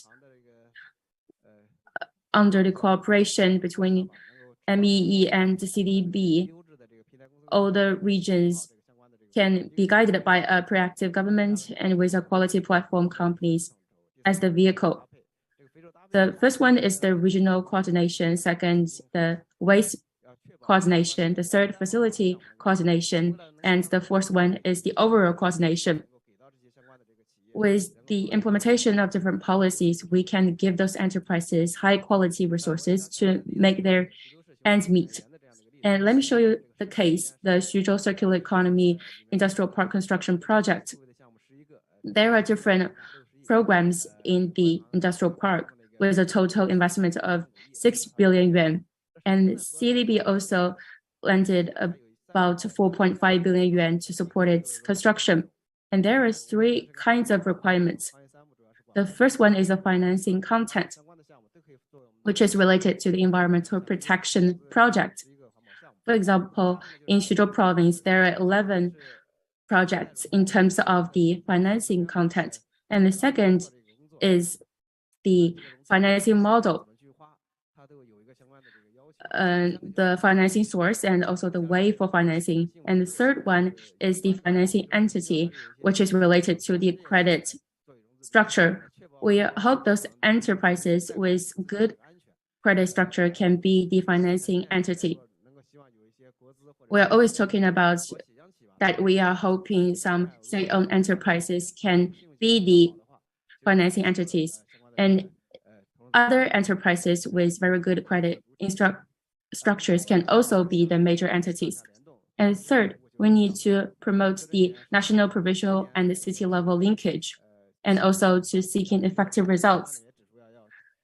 And in accordance with the requirements of the work program on the promotion of party-wide investigation and research, we want to strengthen the investigation research to address outstanding issues. And we are also promoting the 2023 Waste-Free City Construction Work Promotion Plan, which is focusing on the accelerating exploring innovation, strengthening guidance and support, enhancing protection capacity, and also doing a good job of publicity and guidance. And the major aspects are clearly identified as priorities for national and relevant provinces. And this can also be demonstrated in our programs in more than 10 provinces, hoping to coordinate different resources and also promote innovation, which can be the exemplary for other provinces. And this year, we also hope to strengthen cooperation with relevant departments. Many officials said that ministries are not working in coordination, and they're not cooperating with each other to form the synergy. So we hope we can work in coordination to build a better waste-free city. But it is relatively difficult because there are some set goals for different ministries. So we hope to make more efforts from the local aspects. And second, we launched the waste-free group pilot construction. And there are many enterprises working in this direction. The waste-free group have many reforms and measures which can be piloted in these enterprises, including the transportation and collection of waste. Third, Ministry of Industry and Information Technology takes the lead in the construction of zero-waste factories and zero-waste parks. I think it is very important. And also, those big factories and big plants should be the major points of our work. We are also offering them many guidance in building the zero-waste factories.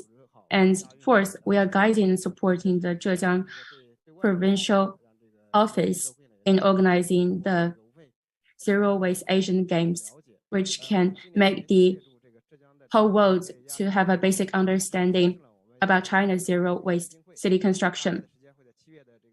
And there is the promotion conference in Zhejiang in terms of the Zero-Waste Asian Games in July, and you are highly welcomed to attend this forum.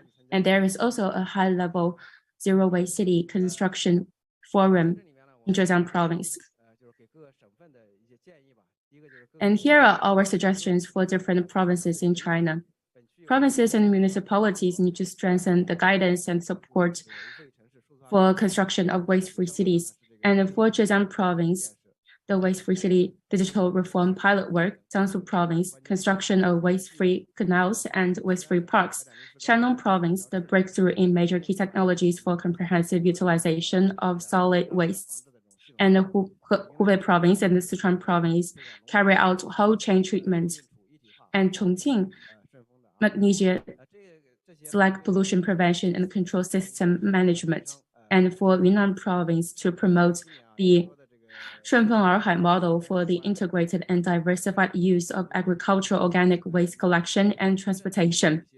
And we are working with these provinces to solve the difficulties and challenges. And there are many policy bottlenecks or technological bottlenecks. And only by working with the technology sectors and industrial sectors that we can solve those problems. We hope to break through different problems step by step. And we hope that through the next several years, we can make huge breakthroughs. And in terms of the relevant industries and enterprises, we hope they can actively participate in the support construction of waste-free cities. And we encourage the industrial associations to take on the exploration of common issues in the waste-free cities. And we also support the industrial associations, leading enterprises, and specialized new enterprises to play a platform role in the specific cities or provinces to solve the problems of localities with projects, but lack technology and capital. So far, the capital and technological problems are the most significant.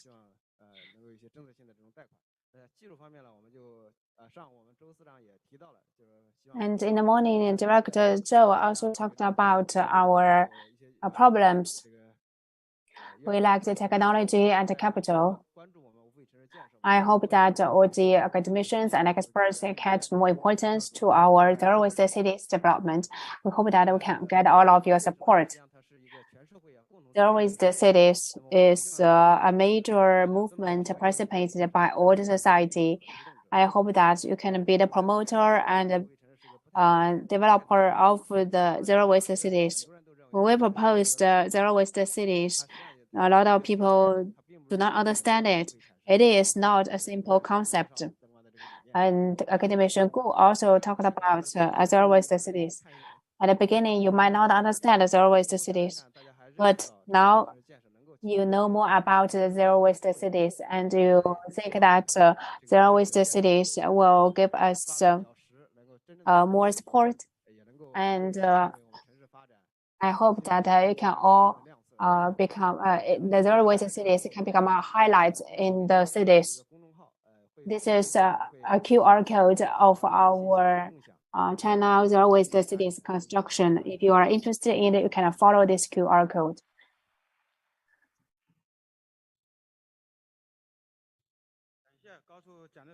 Thank you very much, Director Gao. Thank you very much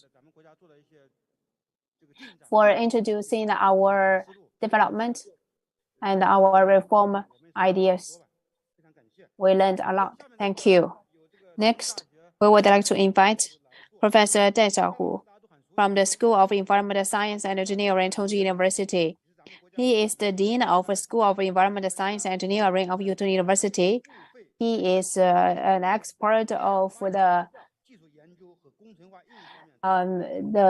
organic solid waste management. He has made great achievements in all these aspects, and he published a lot of papers.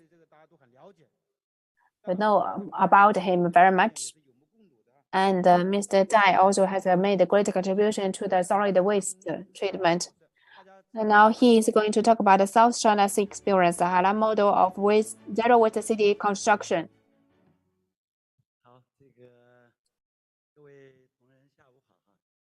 Dear experts, good afternoon. Today, it is my great honor to talk about zero waste cities development and our work in the solid waste management. Why it is called the Southern Sea experience, Hainan model? Because we carried out an investigation in the Guangdong province and we formed a report. So today, on the one hand, I would like to talk about my thinking about the solid waste management. On the other hand, I would like to talk about our investigation report. And our investigation report is a cooperation project of the Zero Waste Cities. It is compiled by the Chengchi University Ministry of Ecology Publicity Education Center. Professor Li Junhui and all these experts participated in this investigation. So today I would like to divide it into 4 aspects. The first one is background, and then the zero waste cities, challenges and suggestions, experience analysis of solid waste comprehensive treatment in Nanhai District, Foshan City, and inspiration and suggestion of South China's experience Hainan model. First of all, it's a background. Director Gao also talked about our current state. So the zero waste cities for us, it is very necessary, mainly because of our solid waste amount. It ranks the first around the world, and the solid waste problem has not been treated very well. At the same time, our solid waste, because we are a big country, but not a strong country, because as we know, our resource collection and our resource recycling and our recycling technology, our level is actually following other countries. Compared with other strong countries, there is a gap.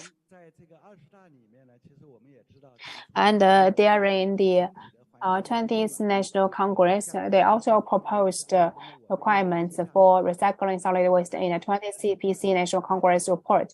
We need to promote carbon reduction, pollution reduction, green expansion, and growth in a coordinated manner.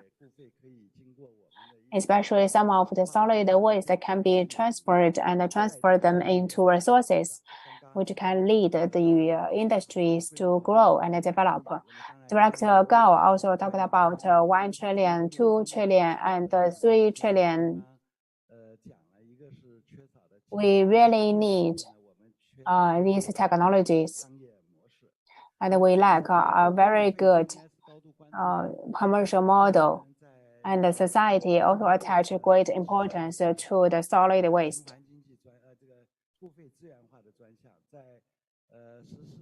So we also have our solid waste in the which is the scientific technological highland of green development, carbon peak neutrality, and the circular economy during 11th, 12th, and 13th five-year plan. They also have their own specific actions. And for the Ministry of Ecology, carbon peak, carbon neutrality, all these goals are related to these ministries. We implement our 20th CPC National Congress. All these initiatives are important to grasp to realize all these initiatives. And in the developed countries, they do not have such a large amount of solid waste, especially for the European countries. They also have green strategies. They have proposed a zero waste plan by 2050, decoupling the economy from the resource extraction. And all these plans, they are the common understanding for China and around the globe. We needed to follow the footsteps of all these countries. Because of such reason, we proposed the development of zero waste cities. Director Gao also talked about it, so I will not talk about it anymore.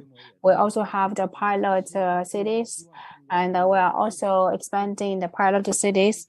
So the development of all these pilot cities, the core is to classify all these wastes and also recycle our resources and realize our dual carbon goals. So I think that we have made a series of initiatives in this regard. And secondly, about our zero waste cities challenges. Our past goal was very simple, harmlessness. That's why we used high investment technology to realize harmlessness. But with the development of our country, we not only have harmlessness as our goal, we also have a low carbon green technology as our goals. And we have realized a deeper transformation of our lifestyles, and our recycling technology utilization and our green technologies are becoming more important. So all these transformations are greatly related to the zero waste cities and also our 20th CPC Congress goals. And it is also our common understanding around the globe. So in our zero waste cities, I believe that we needed to consider our environmental protection transformation. And we also had a transformation of our concepts. And on the left-hand side, you can see that our pyramids, our solid waste pyramid concept.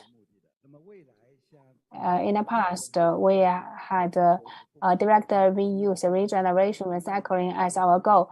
But in the future, we also have source control, recovery, reuse, recycle, reduction, and disposal as our main goals. So this inverted pyramid concept, the core is to begin from the source, from the material usage and from the resource usage utilization perspective, and from the shortage of energy and resources perspective. I believe it is very beneficial and very perspective for the local government and for the scientists in the future. In the model innovation and in the management, I hope that all of you can have this new concept. Apart from our governance. So on this basis,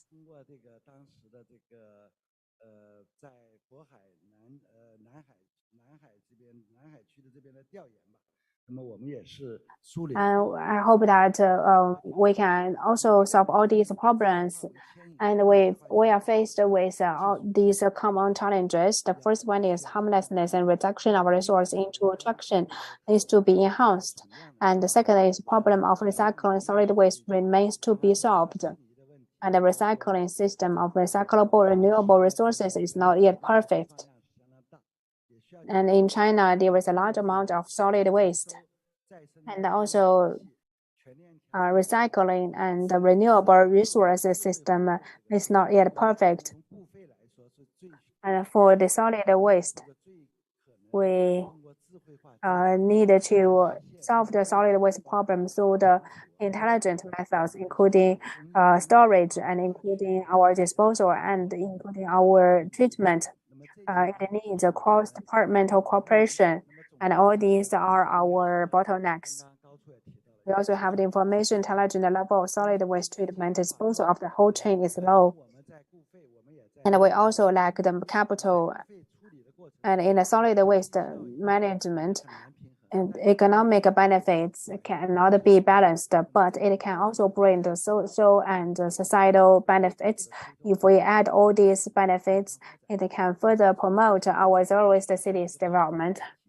And in our investigation report, we proposed 4 suggestions. The first one is from the source to the end of the whole chain. We should have collaborative management to improve the resources. This is very important. Once we achieve harmlessness, it should be the end goal. And we should begin from the source. We also need to have a large-scale intensiveness to improve the efficiency of collaborative treatment and disposal of solid waste. And we also need to strengthen scientific and technical support and strengthen research and development of carbon pollution collaboration and recycling technology. Now we are also planning about our scientific and technical support initiatives. And we should also strengthen cooperation between the government and enterprise to stimulate the energy of participants of zero waste cities. We need to establish a framework for the enterprises and the government and the market. The government should recognize this new awareness. Next, I would like to give you an introduction about Foshan Nanhai District experience. Because of limitation of time, have you been to Foshan Nanhai District? They have 4 million people. And Nanhai District has, they also have the implementation plan for the pilot construction of zero waste city. They hope that they can build a pilot program. And their experience is that they should do a good job in the top level design and strive to play the planning card. From the source to the end, the whole process management of solid waste generation, we need to have a master plan. Even though we are faced with the capital problem, but we needed to have a long-term and short-term vision and strategy. It needs to be in line with our future development requirements, and on that basis, we move forward step by step. And for the Nanhai District, we also made an overall strategy from the zero waste city construction perspective, and now we can see that we have a series of construction projects. Many programs has already been constructed, while some are under construction and some requires further improvement. And our basic concept is the industrial park-led construction. We are constantly calling for the solid waste management plant to be constructed in many cities. The industrial park should not be distributed because it cannot realize the cluster effect, and which will cause a series of problems for the organization in charge of disposal and treatment. In Foshan, it is led by the Hainan Environment, the leading enterprise in the solid waste management. They have done a lot in the incineration, together with Hainan Environment, other enterprises, and universities. We constructed the industrial park. And in the park, we make breakthroughs in many aspects. The first aspect is the coordination. And the 2.0 version is promote the comprehensive utilization of resources. And this is the Nanhai Experience Hainan Model 2.0. There are industrial waste, the commercial waste, and municipal waste. And in the future, we will promote the utilization of resources and the coordination of different methodologies. And this is the highlight of such kind of model. Through the model, we did carbon accounting. Through the coordination, the utilization of wastewater and residual heat, together with the power generation and heating. This model realized good economic benefits. And the third experience could be concluded as the high standard operation. There are many incinerators in the industrial park. The requirement of the emission is of high standard. And this should be based on the overall planning, including the short-term, long-term requirement for the industrial park and goals. And during the construction process, there should be relevant quality standard. And the fourth experience can be included as the driver of intelligence and smart platforms, which is highly relevant for us because we have diversified sources of solid waste. But we still have a long way to go in this respect. big data, informatization are very important for solid waste management. And in Nanhai District, we also use these smart technologies to promote the collection and transportation of solid waste. And there are also many provinces carrying out this method through the cloud platform and through the mobile phone. It can help us to treat the solid waste from the front end to the end. And there are also smart cleaning processes, including the vehicles for collection and transportation of solid waste. And these are implemented in many provinces. And in Nanhai District, it has formed the whole chain and whole process together with other links. And the incineration system for the Hainan environment also improved. And it improved to a more transparent plant, and which can be more easily to be adjusted and regulated. And I think there is a huge potential in this respect. During the 30th five-year plan and the 14th five-year plan, in terms of circular economy, I hope by using the imaging system or other technologies, we can make the incineration system to be more easily adjusted and regulated. And also, this can also include the oxygen import and the gas import. By using artificial intelligence, we can improve such kind of technologies. And we are also making implementation in the circular economy. We also mentioned some new collection and transportation system in our report, together with the kitchen waste equipment and domestic equipment implementation. Considering about the future development in the industrial park, we also set the methane hydrogen production chain in the park, and this will be put into use in this summer. We have relatively mature technology, but in terms of the whole chain integration, we still have a long way to go in the solid waste management. We need to gather the experience from the integration.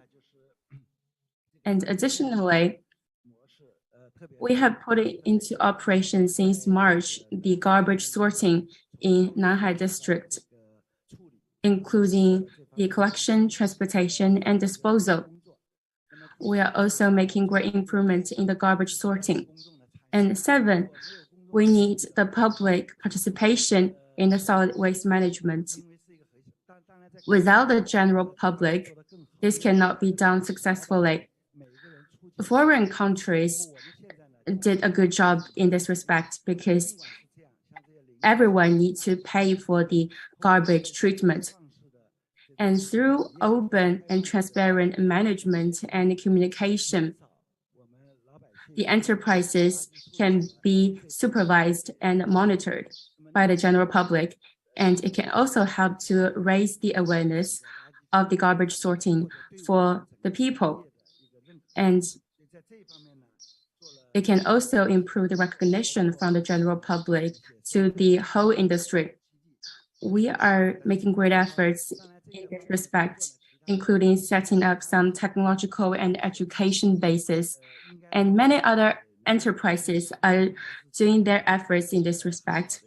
In conclusion, Nanhai District's efforts yielded fruitful results, which can make the solid waste management system more transparent and highly recognized by the general public. And then let's see the suggestions and enlightenment from this model. The first one is the overall planning and management. Now the Nanhai District is still making further improvement in the policy development. The first one, we realize the coordination. The solid waste from different sources, such as hazardous waste and also the municipal waste, are gathered in the same industrial park to realize the coordinated disposal. And second, on the basis of the first point, and also on the basis of zero waste city, we promoted the Nanhai District Experience 2.0 version, and this can be referred by other provinces. This is not easy, but it can help to set the example for other provinces in terms of the planning to reach carbon peak, carbon neutrality, and zero waste cities. And there are some recommendations in which the government needs to strengthen the top-level design together with the short-term and long-term planning. The assessment for the zero waste cities construction have two assessments. The first one is the carbon, the indicators of carbon, which can be quantifiable. So these indicators can lead the development of zero waste cities and the high-quality development. And if there are many leading companies in several industries, by working with those enterprises, the government can be empowered by the technology. And then it needs to make greater coordination to improve efficiency. And the industrial park model can be applied to different places according to their own characteristics. And based on the management perspective and the technological R&D perspective, we need to focus on the R&D and the artificial intelligence application. And last, we need to promote the participation of the general public and also improve the publicity, which can make our work fully recognized by the general public. And we can be highly supported by them. And also people can have a high sense of access and satisfaction. This can help to promote a successful implementation of solid waste management. You can scan the QR code to have the full passage of my lecture. If there is any problem, you can contact me after the meeting. Thank you. Thank you so much on sharing the zero waste city construction experience of Hainan province. Then let's welcome Mr. Geng. He is the Dean of the College of Environment from the Shanghai Jiaotong University, and he is also one of the Changkang Scholar Program. He has yielded fruitful results in the climate change and also the environmental management. He has published many articles in Science and Nature, etc. Let's welcome Mr. Geng.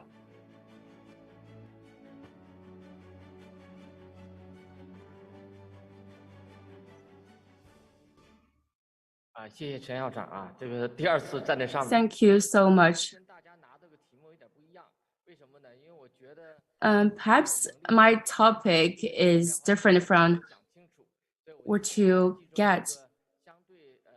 So I would like to focus on a very specific topic, which is the heavy rare earth resources. And this is also the project by the Ministry of Technology of PRC.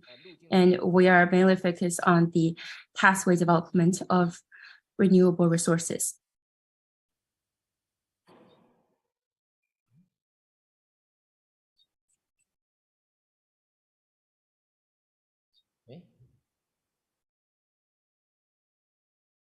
不走啊。 This is not working.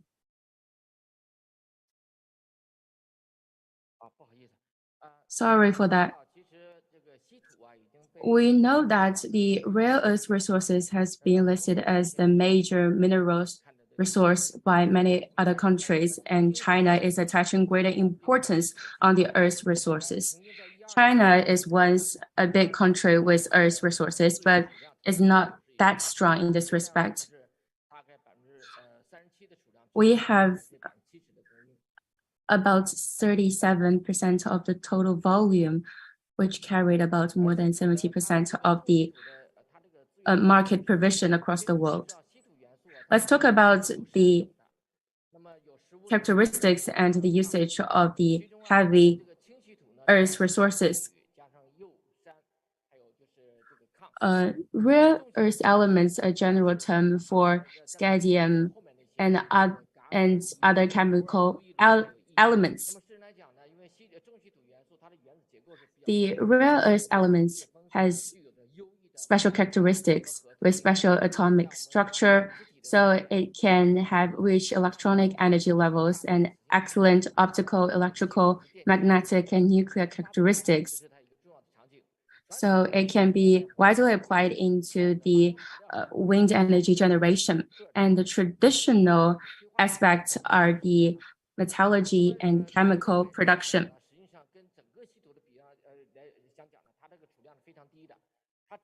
And as we know, the heavy rare earths are scarce resource accounts for less than 1% of total rare earth reserves. The world's proven reserves of heavy rare earths are about 544,000 tons. China is the world's largest heavy rare earth resource reserve with a reserve of 200,000 tons, accounting for more than 40% of total.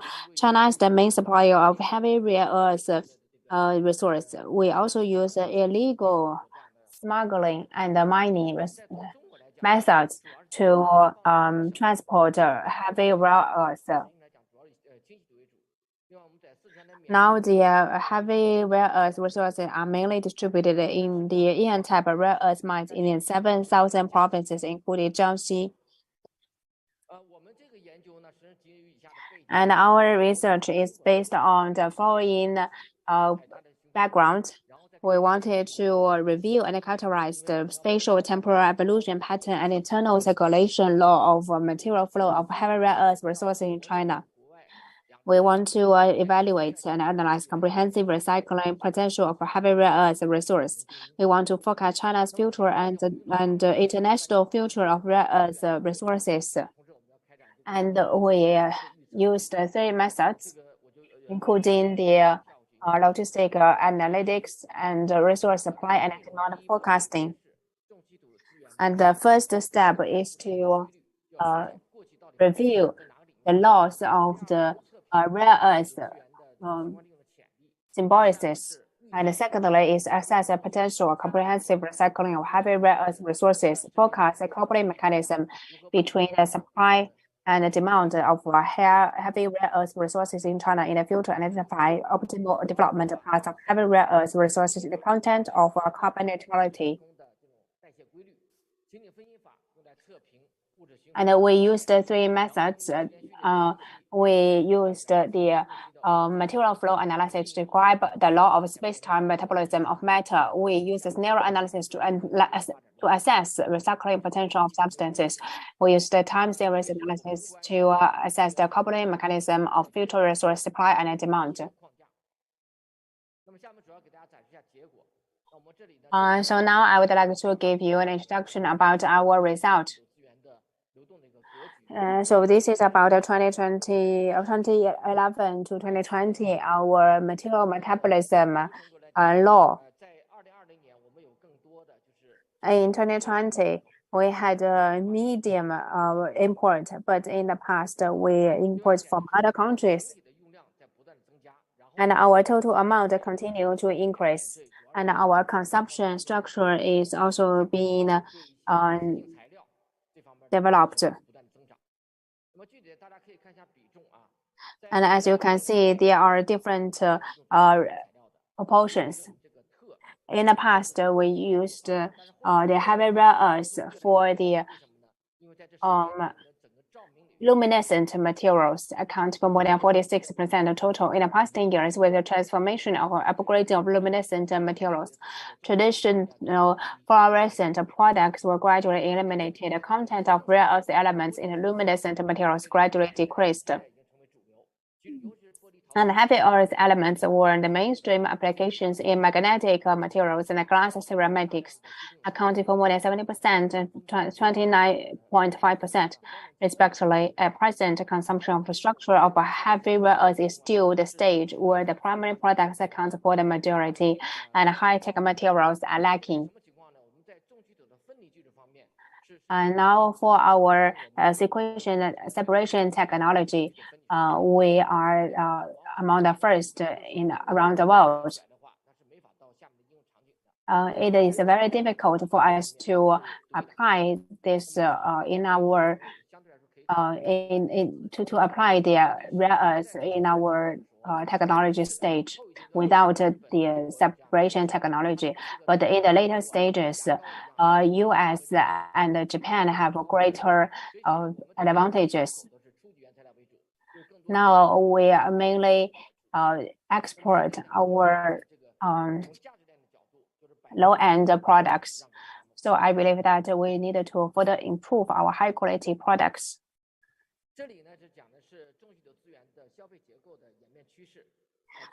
So now this is about our law of the rare earth movement.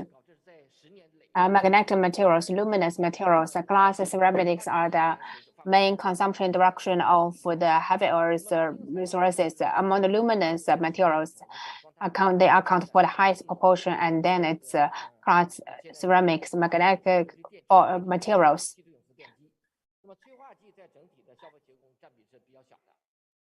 And also we have the catalyst. They occupy the minimum proportion in the overall consumption structure. The catalysts are the yttrium, gadolithium, and dysprosium are the main consumption elements of heavy rare earths.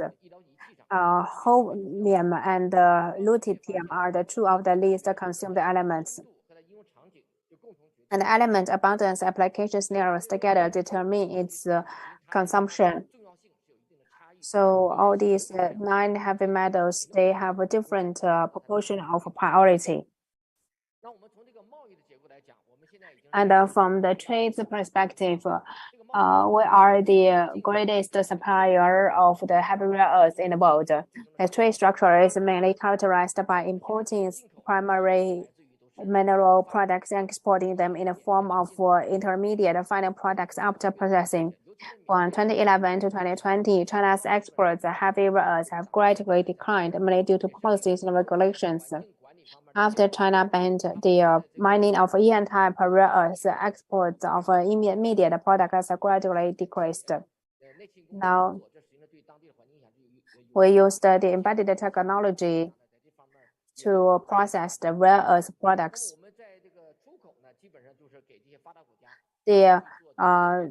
We exceeded exports in 2019 and 2020. And the main source of imported heavy rare earths are Myanmar, India, and other Southeast countries, Brazil, Canada, Madagascar, and so on.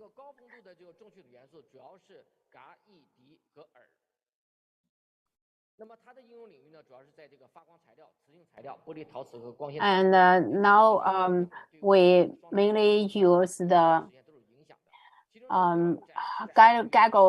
gadolithium and yttrium and dysprosium and erbium are in the oversupply situation. Yttrium applications are shrinking with industrial upgrading. Dysprosium applications are expanding, and erbium is developing with the development of fiber optic communications. These are the main application fields, are the luminescent materials. And for the low abundance of materials are like the holmium thulium, lutetium, and terbium, and ytterbium, and lutetium are the oxides. They have fewer applications. They are added in the form of trace elements to increase product performance.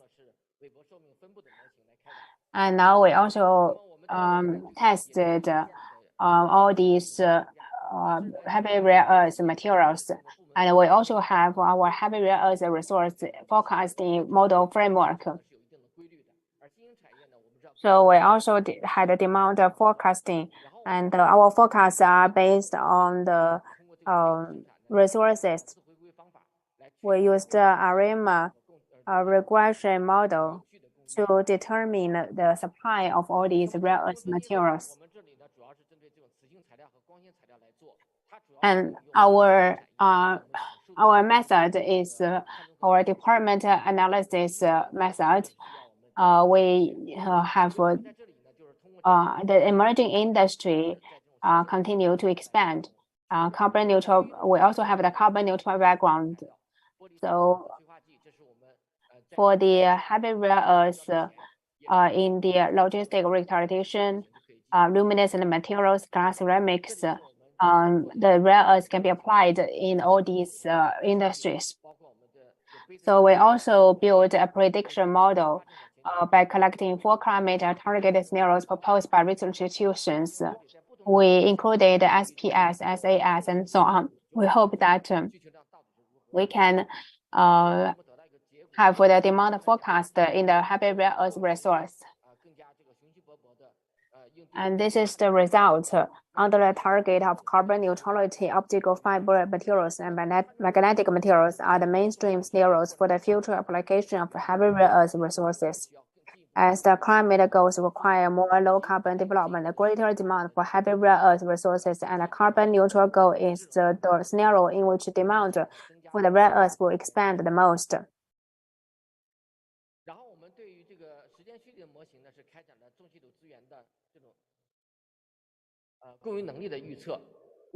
And we also forecasted the heavy rare earth supply and demand in China through the time series model. The China implements a quota mining of rare earth resources by the state, and we used the ARIMA regression model. Our result is that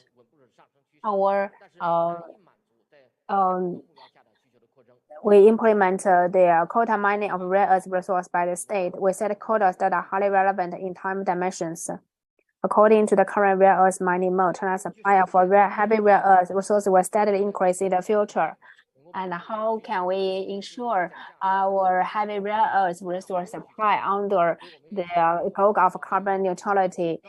We established a multi-goal optimization framework, and we have considered our economic development stage.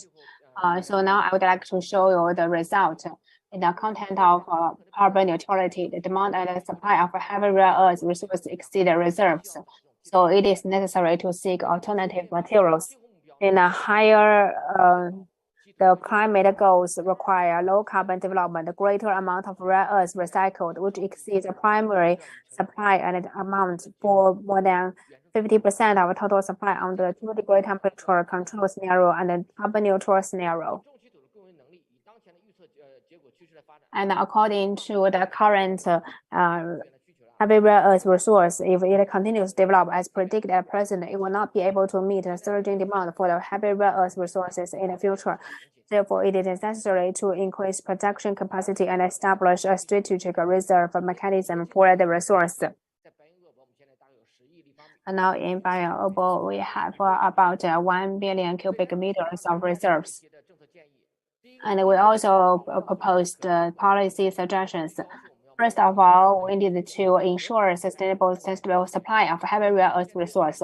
We need to find out the resources and make responsible plans for the mining of heavy rare earth resources. It is necessary to accurately control the stock of heavy rare earth resources and formulate reasonable annual mining quotas and gradually establish a mechanism for purchasing and storing heavy rare earth resources on the premise of knowing the source base. We also need to expand international supply channels of heavy rare earths.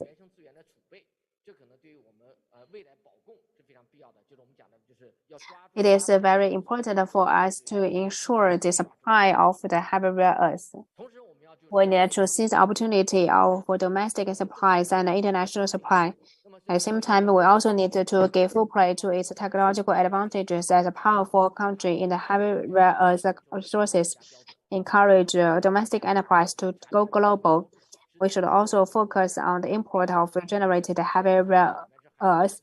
We also need to have standards and know about the strategic resource in the standards. We also need to form unified national standards. We also need to encourage industry, university, research, cooperation to develop a feasible recycling process for the heavy rare earths. We also need to extend the life of final products of the heavy rare earths. So the diversified circular economy activities. We also need to expand our application scenarios for the heavy rare earths.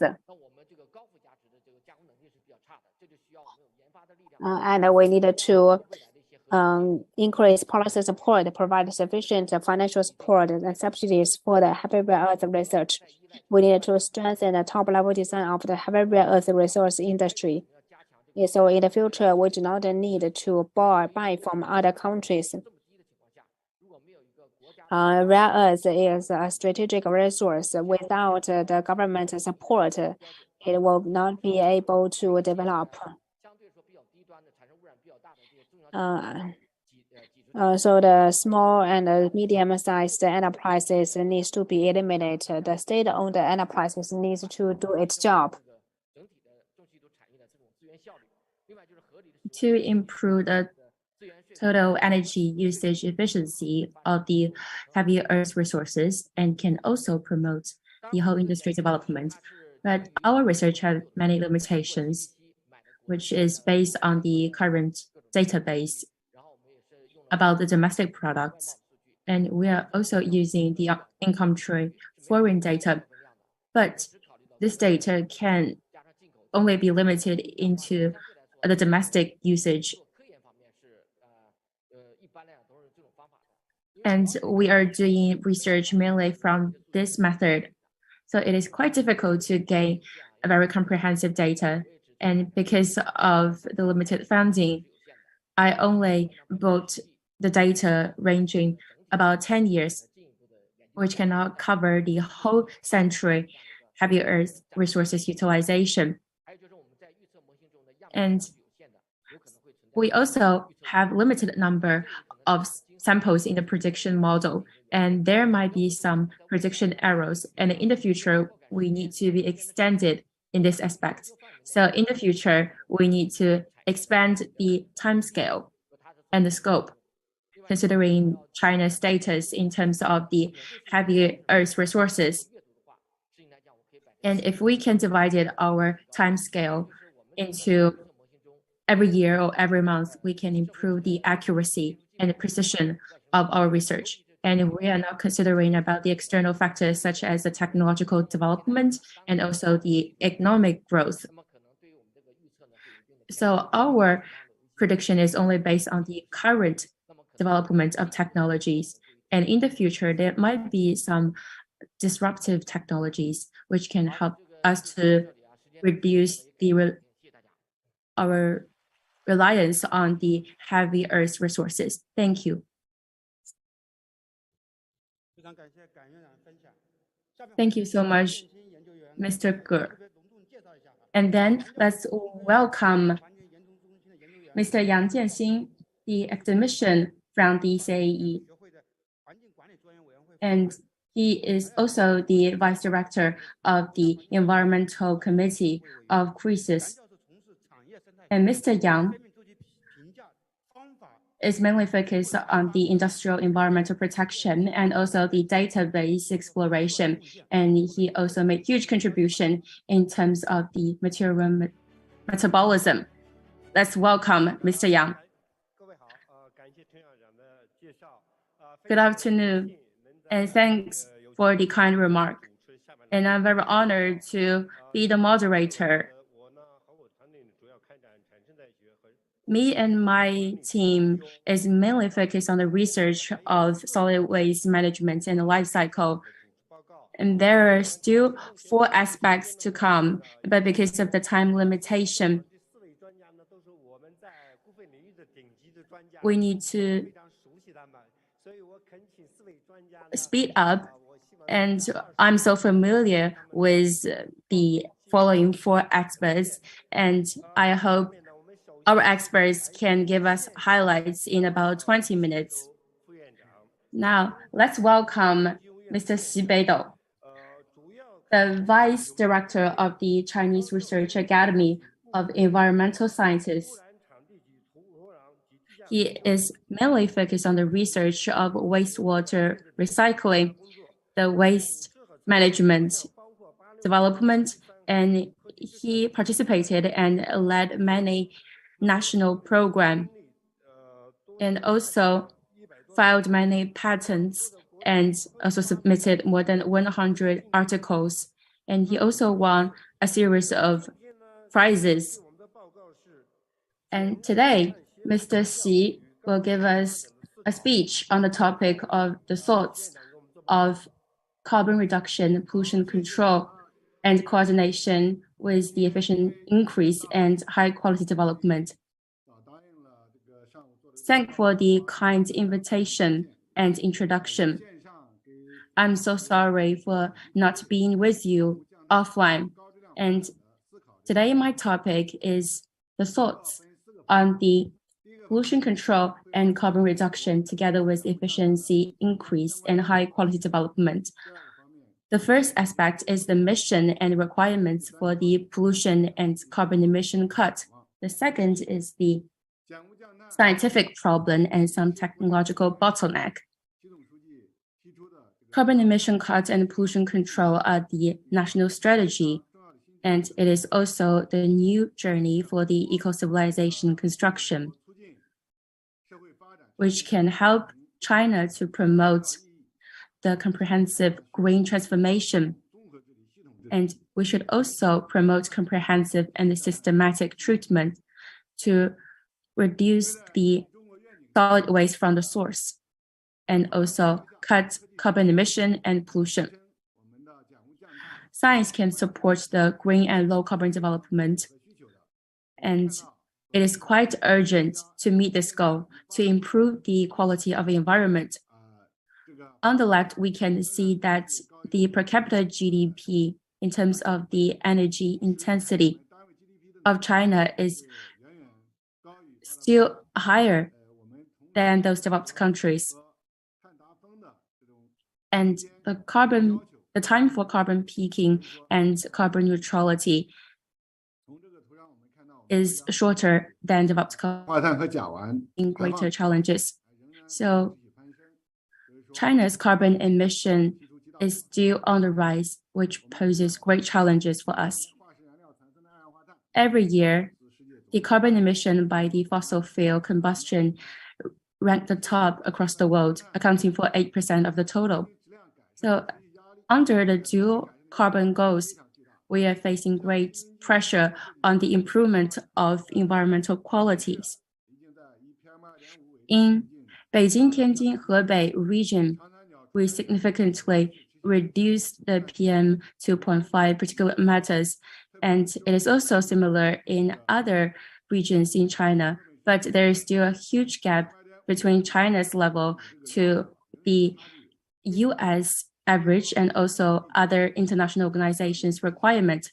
So we need to further reduce the PM 2.5 particulate matters in different regions across China.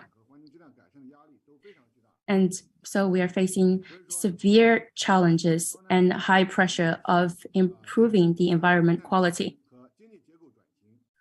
And to realize the goal, we need to coordinate the economic development and also the economic model transformation. We need to constantly realize the carbon peaking and carbon neutrality goal. We need to further reduce the energy consumption per capita GDP. The solid waste as a major aspect for the carbon emission reduction and pollution control is related to different aspects. And the PRC has issued relevant working guidance and many laws and regulations in terms of the solid waste management.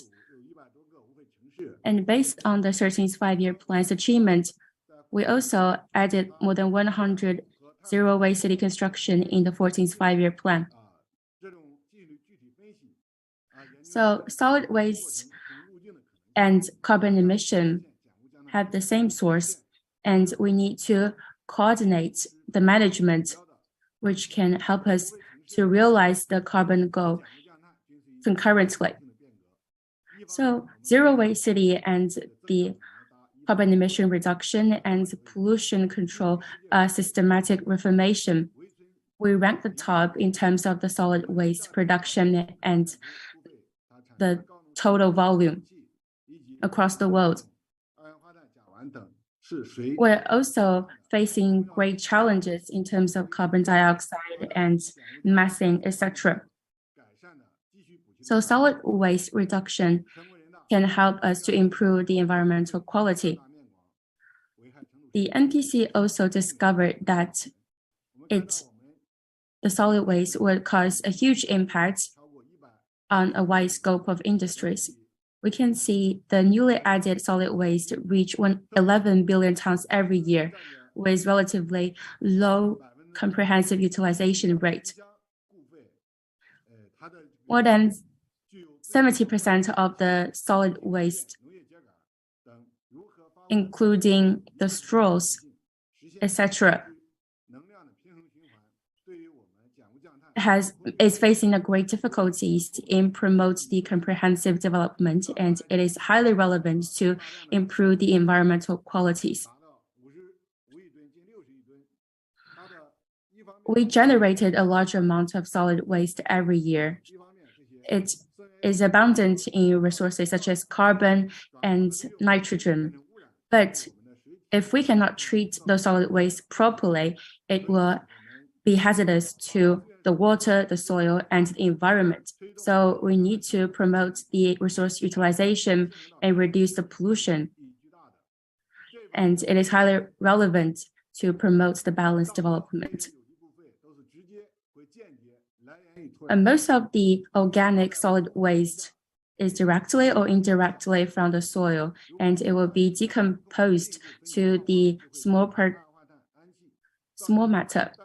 And if treated improperly, it will cause the carbon emission, which would induce global warming.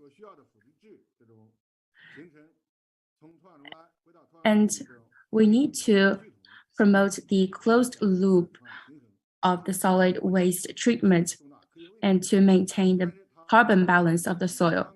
And this is a big problem. We know that the traditional humus need to be composted, and during this process, the resources will be eliminated.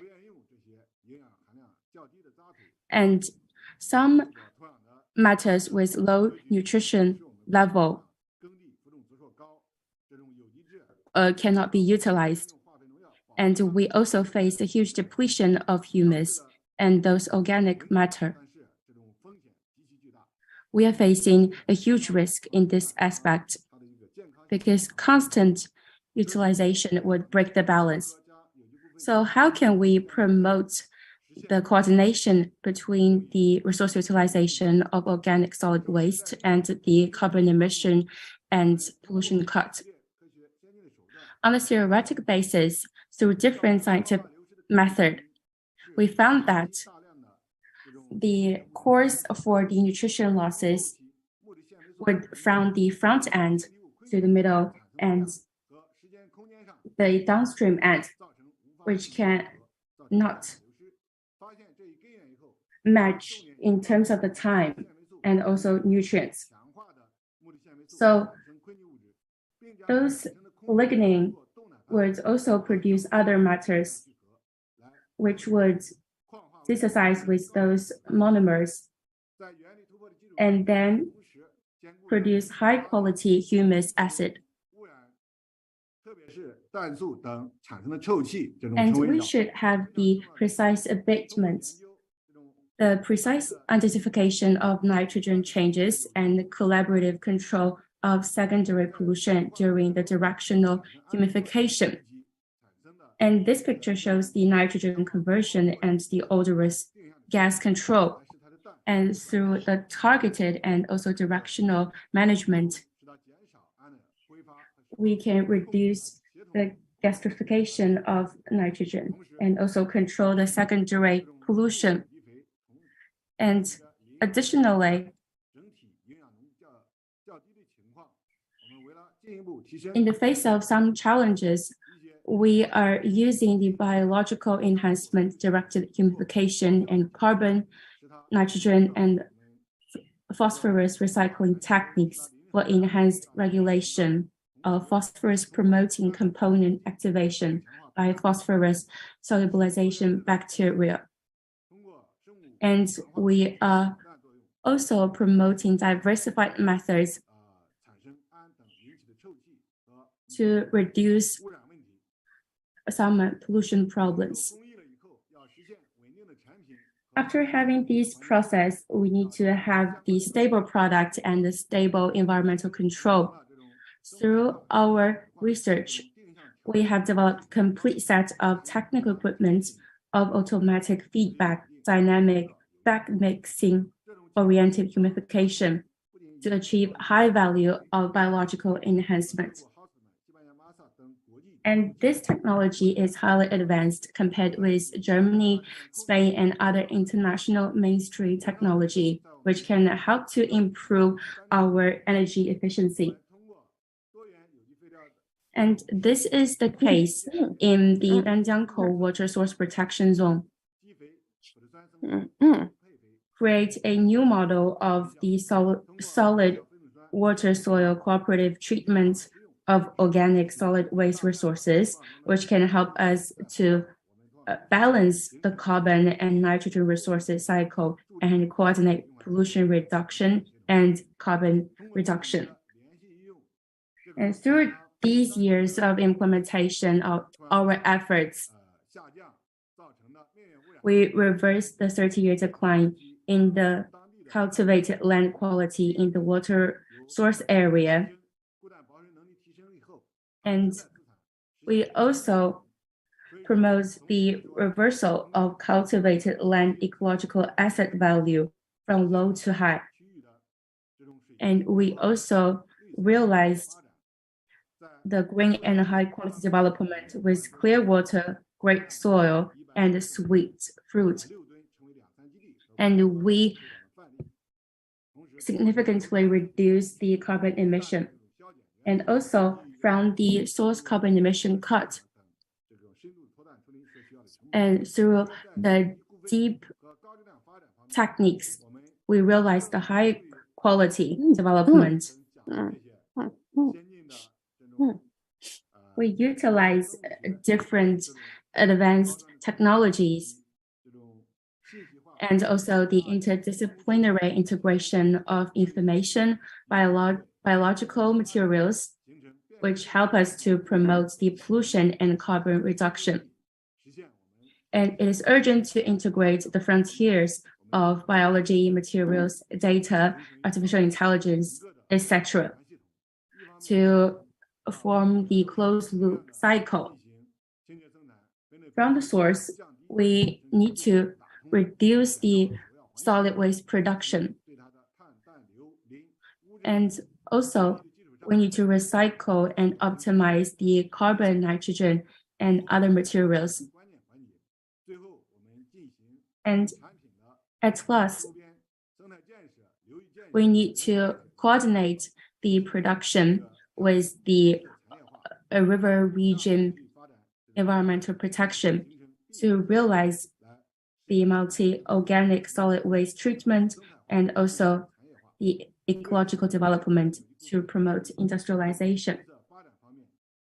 And last, our outlook is a coordinated efficiency in reducing pollution and carbon and contribute to the green and high quality development. Based on the different characteristics of the river region, we can build different models, set pilot zones, and by the master plan, we can improve our process to form green development, ecological protection, green and low carbon demonstration zone to promote the green transformation of the economic society. And also to build a very beautiful China. Our exploration just started and hope we can have more insights from experts. Thank you, moderator and all the experts.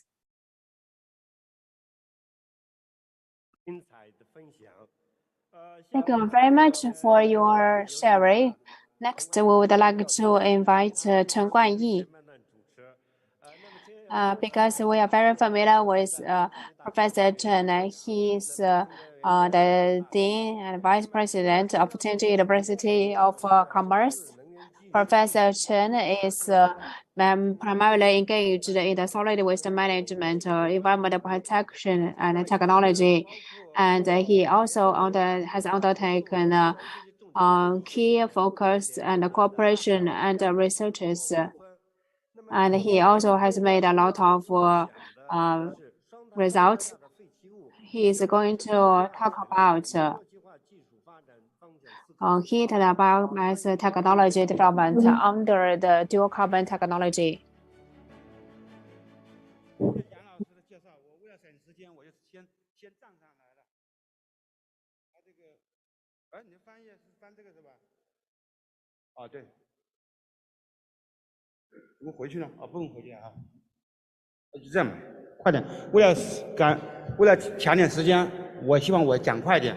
I hope that I can be quick. I hope that you will participate in a dinner in a timely manner. I will not talk about the background anymore. I hope that you can go to Tianjin and Tibet and can find me. I'm mainly engaged in the biomass energy. Today, I'm going to talk about the prospect of biogas energy. I'm going to talk about the gasification technology, political gasification technology.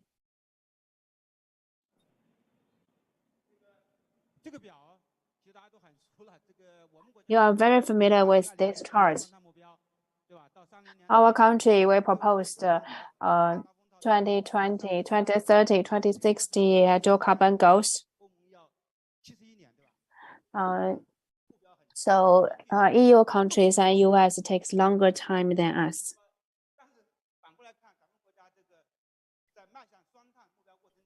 When we move toward our dual carbon goals, we are faced with various kinds of challenges.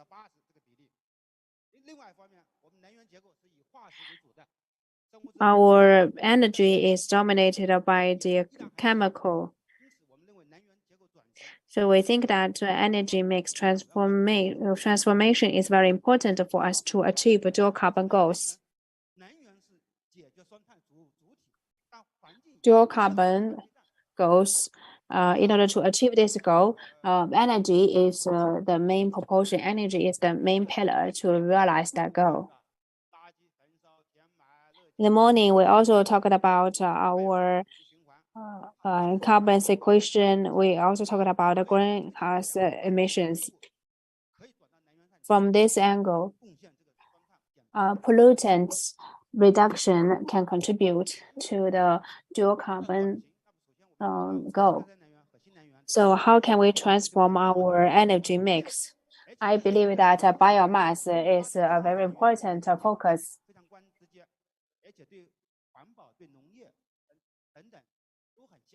It is very important for us. And this is a prediction. No, this is not a prediction.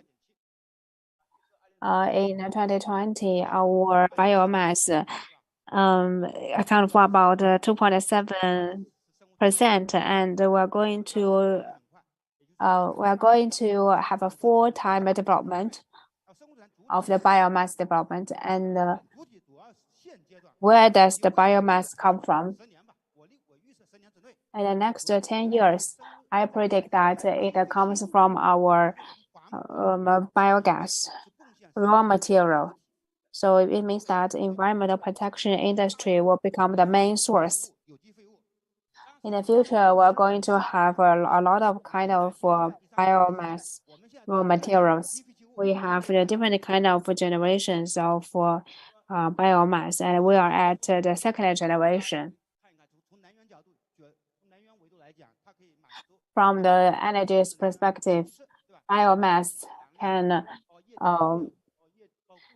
have the energy dimension, environmental dimension, and agricultural dimension, and a material dimension. It is very flexible, and from the treatment perspective, it comes from a lot of resources.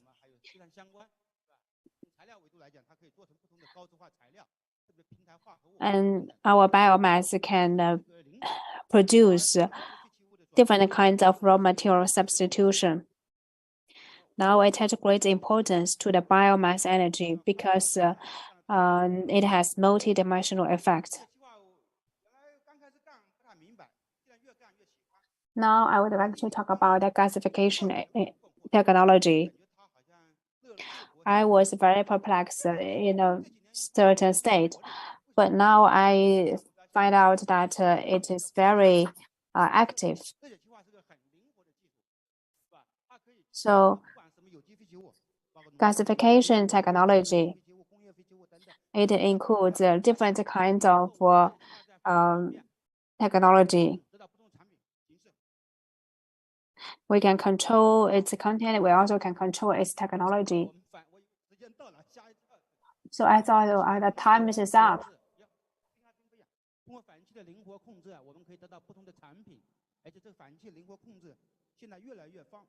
Through this reactor, I believe that it is very applicable and it is very convenient. In the past, it was very difficult for us to achieve that.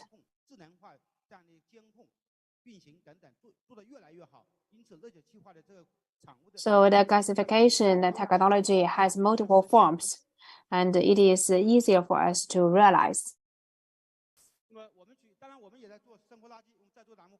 And we are involved in the gasification technology of the household waste and the kitchen waste.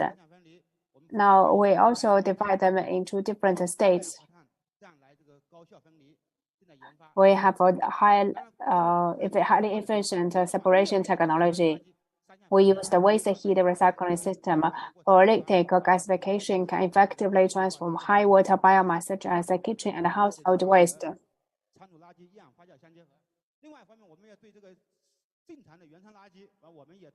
And for the waste, we also use the wind selection compression gasification to realize the standard discharge and organic and eliminate inorganic components. And our gasification technology is also used in the solid waste industries. For example, oil sludge, waste tire, synthetic pulp, etc. We use the sludge plastic coupled with the secondary clean combustion industry as high content of organic solid waste, organic components, and high environmental protection requirements. We also have a lot of examples in China, like the pyrolysis gasification. It can effectively reduce the consumption and highly utilize our resources. And this picture is about the importance of gasification technology. From these 5 dimensions, we can define our technology.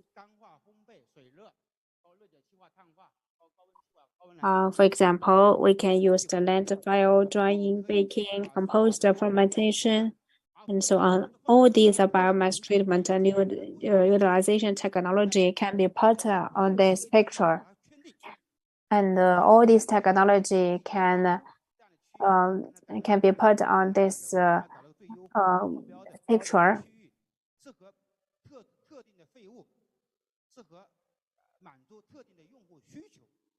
It can meet our specific requirements.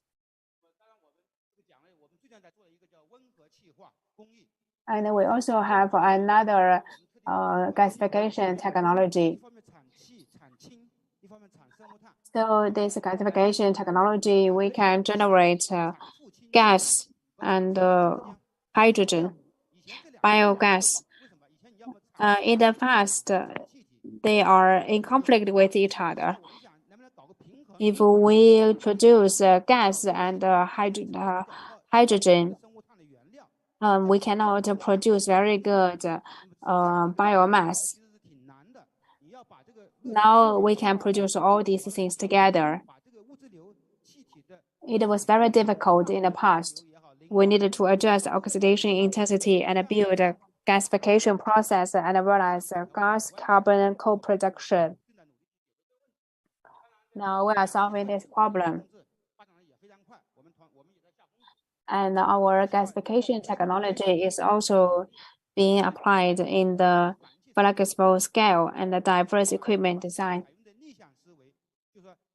And we are also having a reverse design of the gasification equipment. Based on user requirements, we use the reverse design concept because the user's requirements are changing. The market economy is changing, so the users will also change in their requirements. So this poses great changes in our technological requirements. So we design our reactors reversely, and it can help to increase the accuracy. And we are very fortunate to have the supercomputing center. And there is another focus of pyrolytic gasification technology, which is the tar problem. Based on different technologies, we are promoting optimization and R&D process.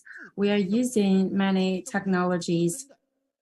For example, the microwave tar catalytic cracking technology. And we are promoting the conventional tar cracking. And after figuring these out, we have made many verifications which can verify that under the coordination of different materials, we can promote faster cracking and also promote highly efficient utilization. And during the pyrolysis process, our technological focus would be the heat transfer, mass transfer, and flow problems of large-scale equipment, and we are making great efforts in this respect. And for example, the even air distribution, the layered oxygen supply technology, and other aspects. And we are also focusing on the economic benefits and overall benefits, and focus on the cost, efficiency, quality, and price. And the coordination of these aspects are our goals. We are facing many challenges in terms of the conversion. As for the future of biomass utilization, it should be working in coordination with other resources. And we need to figure out the biomass position in terms of the energy mix for the future development, and how can we promote standardized accounting. And secondly, we need to promote the game-breaking thinking in the context of digital economy. And under the digital economy, we need to promote the the efficiency and the benefits level of the original technology, which is the quantitative change, which can help us to reduce the cost, raise the efficiency, and also improve the environmental protection. And also through the digital technology, we can also promote the qualitative change using the crossover technology. And by combining the different technologies and also research on the impacts and influence of different technologies on each other, we can introduce a new technology idea to lead the industry. And the third, the upstream and downstream upgrading of the industry opens up the industrial chain layout, which serve as the catalyst. For example, we are having the new relative gasification, which is the intersection of biological and the thermochemical methods, which is unprecedented in the past because those two aspects are separated completely. But now we are combining these two sections, which also help us to yield fruitful results. The biological conversion and the thermochemical conversion can have very smooth synthesization, and there are also many aspects and examples of combining the methane, ethanol production, etc. And we are also using the chemical chain technology to promote the production of hydrogen. And additionally, we are focusing on the capture of carbon dioxide during the biomass pyrolysis and gasification. And we are also considering the new method by using mineral or the biotechnology, etc. And the thought 5 is that a biomass gas replacement for the natural gas, burning biomass gas characteristics. So there are many characteristics, and we also, by following these characteristics, to promote the future, our efforts. And this picture shows the 4th International Symposium on Biomass, Waste, Energy, and Environment. And we have already been held this session for four sessions. And these conferences are highly relevant with many experts and professionals from the solid waste management gathering together to have discussion and based on different perspectives. And you're highly welcome to visit Nanchang to participate in this conference, and hope we can make more contribution for the solid waste management. Thank you so much.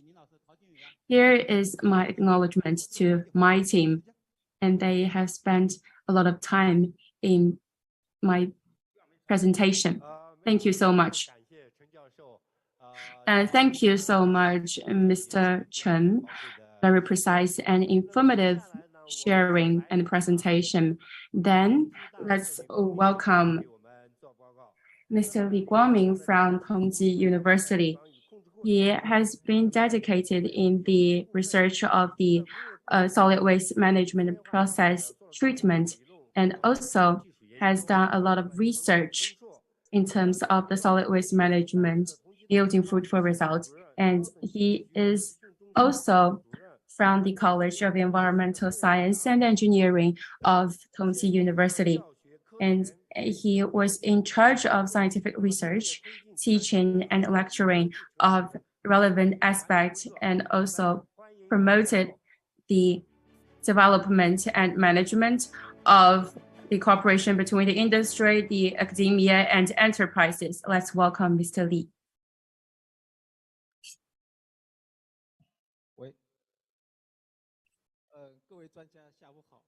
Distinguished experts, good afternoon. I'm very honored to be invited here to discuss with all of you about our team's achievements in terms of the solid waste management progress.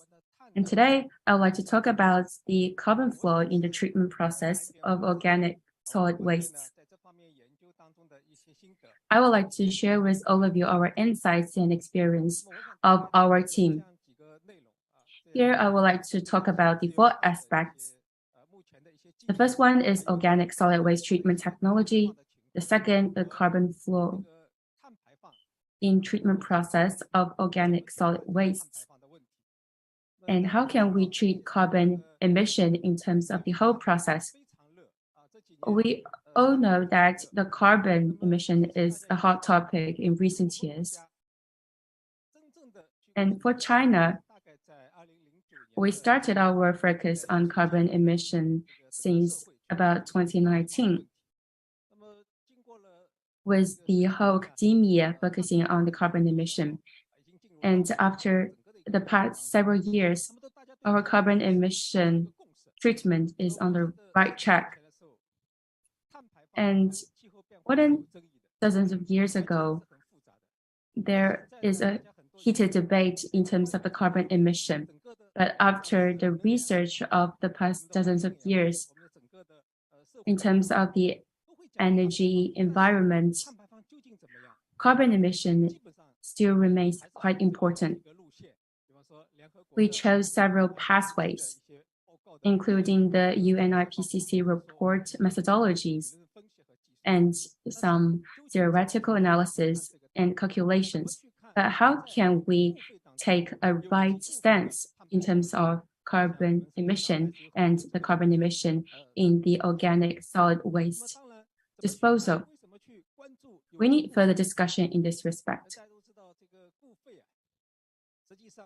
First, we need to focus on the organic solid waste. With the development of the society and economy, together with the progress of civilization, the organic solid waste is increasing. How can we tackle the challenges posed by it? Let's see the composition of organic waste. Almost half of the waste is organic waste. Organic waste contain carbon. And how can we take a perspective based on the organic matter changes, no matter it is the production process or to the management process? Now we are focusing on the pollution control and the utilization of resources or the high-value resources. Several days before, we are talking about the development of the industrial park. We are talking about the zero-waste cities. And then we will develop the low-carbon industrial park to zero-carbon industrial park. This is different. Zero-waste city is different from the zero-carbon city. And so how can we take a right perspective in terms of carbon? Organic solid waste is related to several aspects. All of you know what is organic solid waste. From the broad perspective, from the source of organic solid wastes, 工业过程当中的有机废物和我们的农业的这个有机废物，当然很多产业，如果我们理解这个废物是有机物，应该算是有机废物。但是呢，大家可以知道，很多的理解有机废物，一般的都是理解为易腐的有机垃圾，对吧？一般是理解为易腐的有机垃圾。但是，我们看有机固废的面实际上还是蛮广的，对吧？还是蛮广的。那么我们团队呢，经常也会关心，各种来源的有机废物，因为有这个需求，而且它们之间有相通性。我们的整个的人类的文明进步当中，有生活源的，对吧？有农业源的，我们从这个地里这些作物到我们的餐桌，到我们的这个垃圾，我们说厨余垃圾。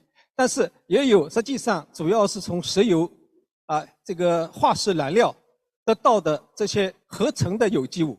变成垃圾的时候，比方说一些聚合物，像塑料、橡胶也是我们关注的。那么这些有机物当中的它的处理处置，我们首先是从它的环境风险。当然，随着我们的认知的发展的话呢，它既是环境风险问题，同时也在考虑它的资源化利用价值。那么随着我们对这些废物的认知的不断的进步当中呢，那么它的资源化的途径，对它的理解也在不断的深化。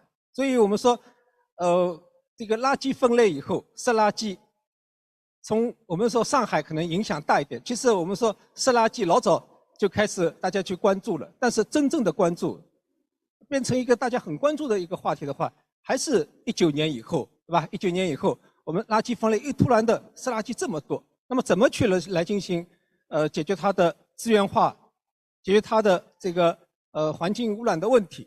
那么形成了我们新的很多的一些技术进步，也是形成了我们对它的认知的过程。那么这几年我们讲，碳排放，那么有机垃圾的资源化过程或者它的管理过程当中，它的碳排放究竟是怎么样？那么我想今天呢，也借这个机会呢，跟大家做一些交流做一些讨论。那么一个物质，它从作为一个产品进行消费，我们讲做固废研究，是讲消费以后，或者说它的生产过程当中的废弃物。那么这个废弃物有什么特点？那么如果是关心碳的话，那么就关心这些有机物的碳的问题。那么这只是说我们说碳的有机的化学的循环当中的一个方面。那这个方面呢，实际上我们是关心这些物质的特点和它处理处置这些物质以后，它的这个碳的流动问题。所以我们说，这些碳 other aspects and the carbon characteristics in the organic matters would help us to get a deep understanding about the carbon flow during the treatment. And during the transition of those chemicals, let's see the impact. So the treatment of organic solid, we have several treatment methodologies like direct use, biological treatment, physiochemical treatment, thermochemical treatment, and so on. Some of it changes into CO2, which might impact our climate change, and some of it might change into another kind of technology. So different kinds of treatment technology might lead to different results. So I think that for the treatment technology, we have different methods. We should not say which technology is the best. With the progress of our technology, the carbon flow is very different for the different technology. So today I would like to talk about the different treatment methods.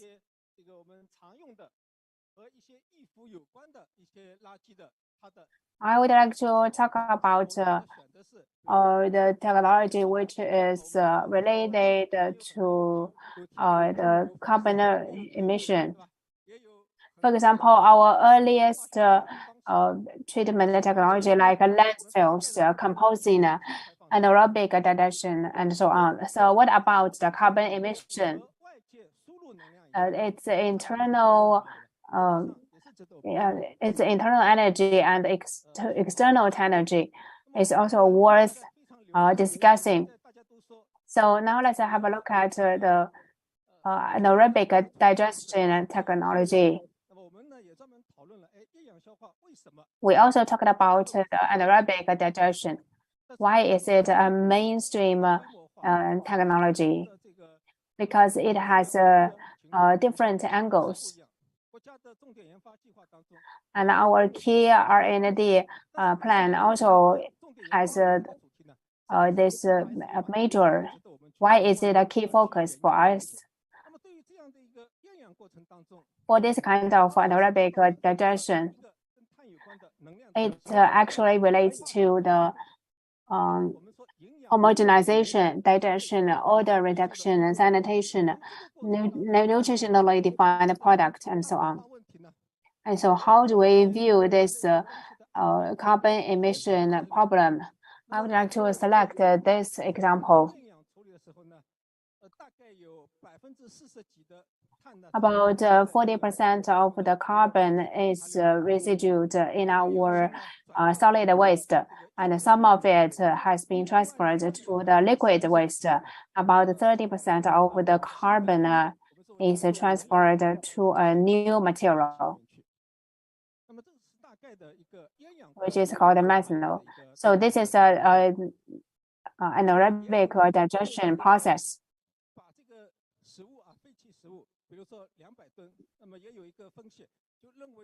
And we also carried out analysis because about 3% of the carbon is also fixed in our residues, and about 2% of the carbon is fixed in liquid waste. And it can also reduce our carbon emission.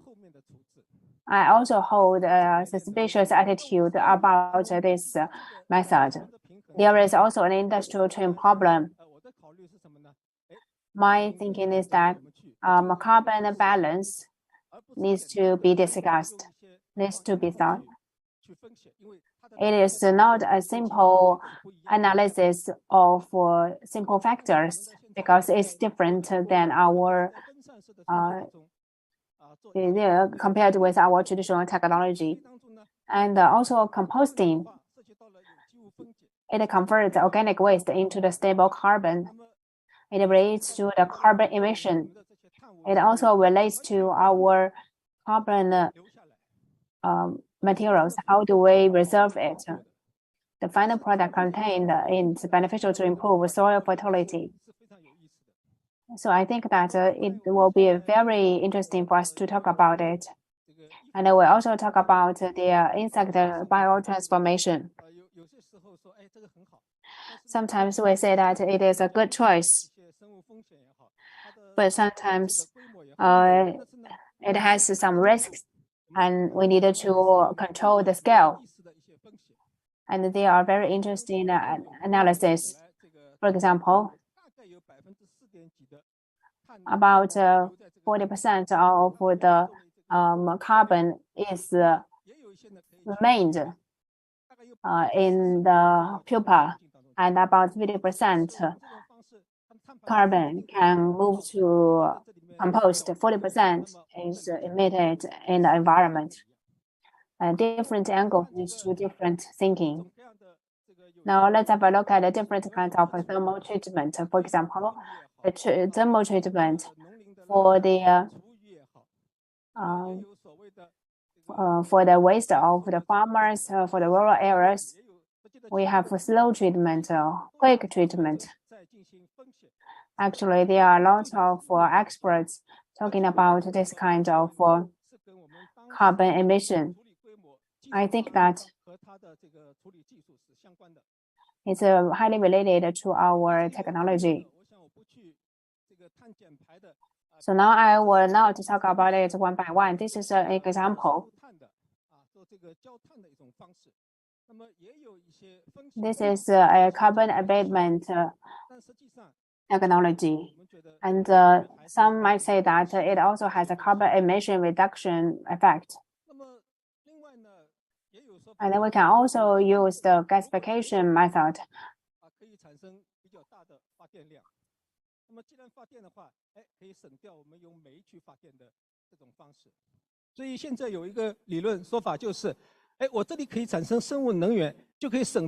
So some people might say that we can save the energy. There are a lot of resources for us. I think that we need to pay more attention to the carbon flows. This is also another comprehensive comparison. For example, we can use food waste management. We can have different kinds of management scenarios, and in the different scenarios, it might lead to different results. And all these kinds of results can also give us references. So, generally speaking, I think that the key for the selection of organic solid waste treatment technology is to comprehensively consider carbon emissions and carbon sequestration under different scenarios. We need to pay attention to the molecular transformation, and we also attach importance to the balance of the atoms. And the final product, what is the result of the final product? What is the contribution for the final carbon emission? Because if we want to realize a chemical process, we need chemical energies. We might have chemical output.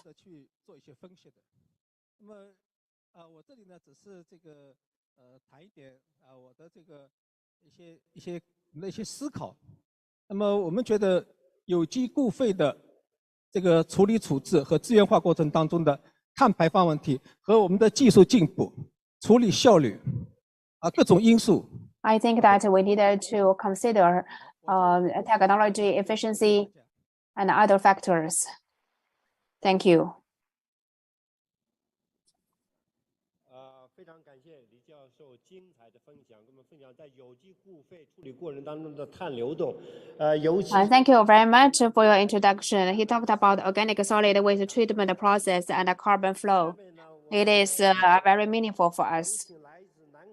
Today, I would also like to welcome Professor Xu He, the Vice President of Ecological Civilization Research Institute of Nankai University.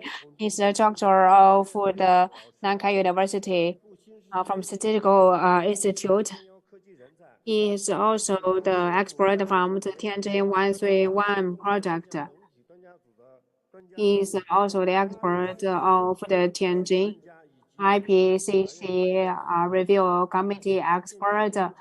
And also he is a researcher of the top research institute, and he is also the editor of the important journal. He is also going to talk about the promote the construction of circular economy, help reduce pollution and carbon.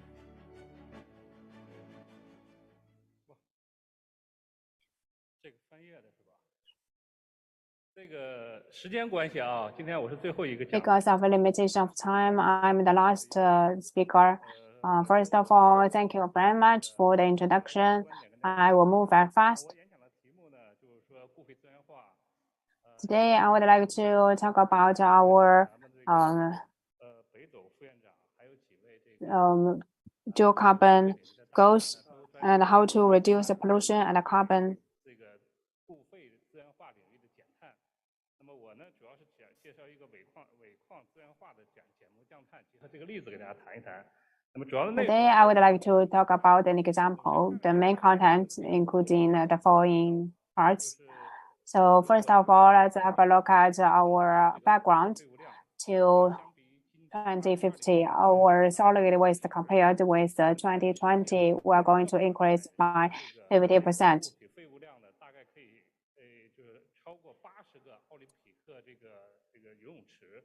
And it will be more than 80 Olympic swimming pools. By 2050, all the solid waste will amount to about 4 billion tons, which will be 2 times of the population growth.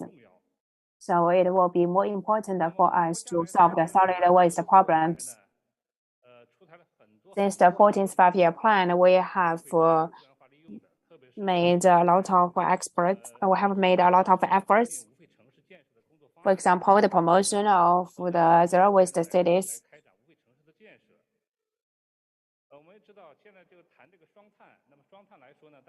And today we also talk about dual carbon. About 139 countries signed the commitment, and they account for about 83% of the total economy, and the population account for about 80%. And we are especially have the strategies for solving the solid waste problems. We have about 4 billion tons of the solid waste every year. They are mainly our sludges and coals and so on. We made a lot of efforts, but there are a lot of problems. First of all, our composition and our amount is being increased, and our solid waste comprehensive usage is unbalanced, is inefficient. And we also lack our supervision. Even though we know that all the solid waste will have a carbon emission effect, but we do not have a sufficient technology. There is a very well-known prediction. If we cannot solve it, we need to mine it. It means that our society is inseparable to our resources. And from this picture, we can see that all the usages of the resources. We can see it's doubled compared with previous times.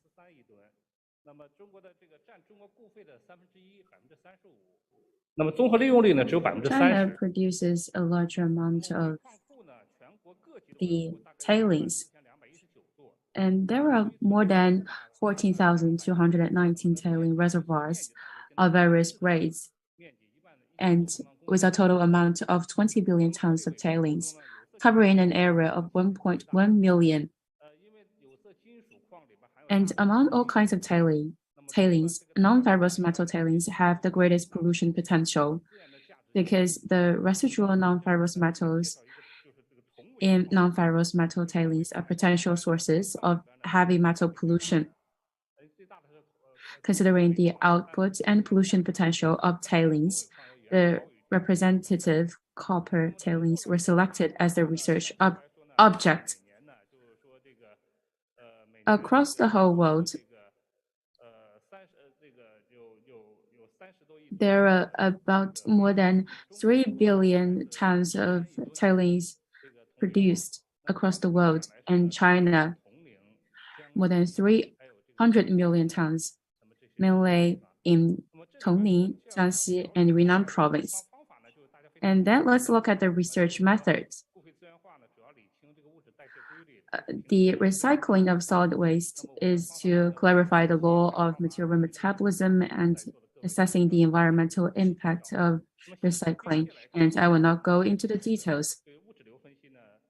And then let's have the analysis about the material flows, which is the resource utilization of the tailings, including the life cycle assessment, which includes the turn the tailings into the product, excluding the collection and transportation system. And we are also focusing on the synergy of pollution reduction and carbon reduction. It is easily to be comprehended in the atmospheric field, because the carbon emission and also pollution have highly similar sources. So we have mature research in the synergetic coordinate system. For example, in terms of the coordination,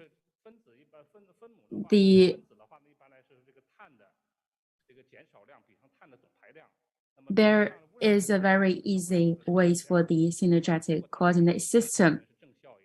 And if this formula is above 0, then we have the positive correlation. If it is above 1, then the synergetic of the carbon would above the pollution synergy. And we can see from this picture to get more details.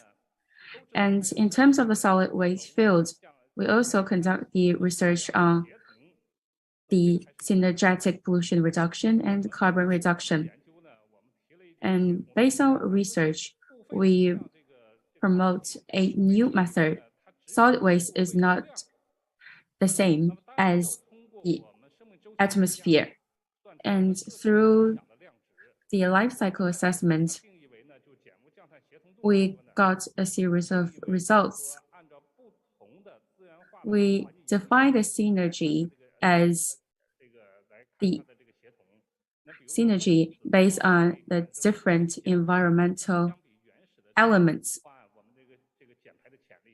So our formula made a great change compared with the former one. And this is the new measurement. And we can also set based on different scenarios and different pathways, and which would induce different capacity for the pollution and the carbon emission reduction. And let's see the conclusion of the study. We take Tongling as the case.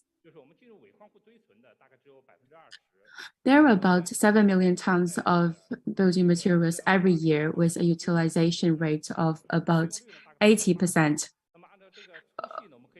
which has done relatively well.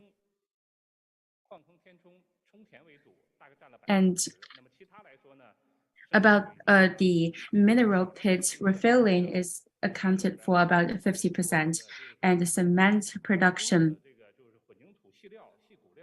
together with the cement production also accounted for some proportion. 80% of utilization is relatively high, but compared with the stockpile, it still have a large gap. And this is about the assessment of the environmental impact, and I will not go into the details. But in general, we have positive results. And compared with the traditional ways, we have very positive results in the carbon emission reduction.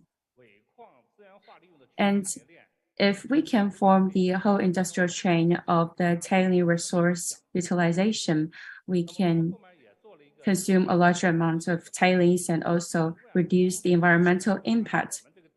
And we also have the analysis of the total synergy of pollution and carbon reduction.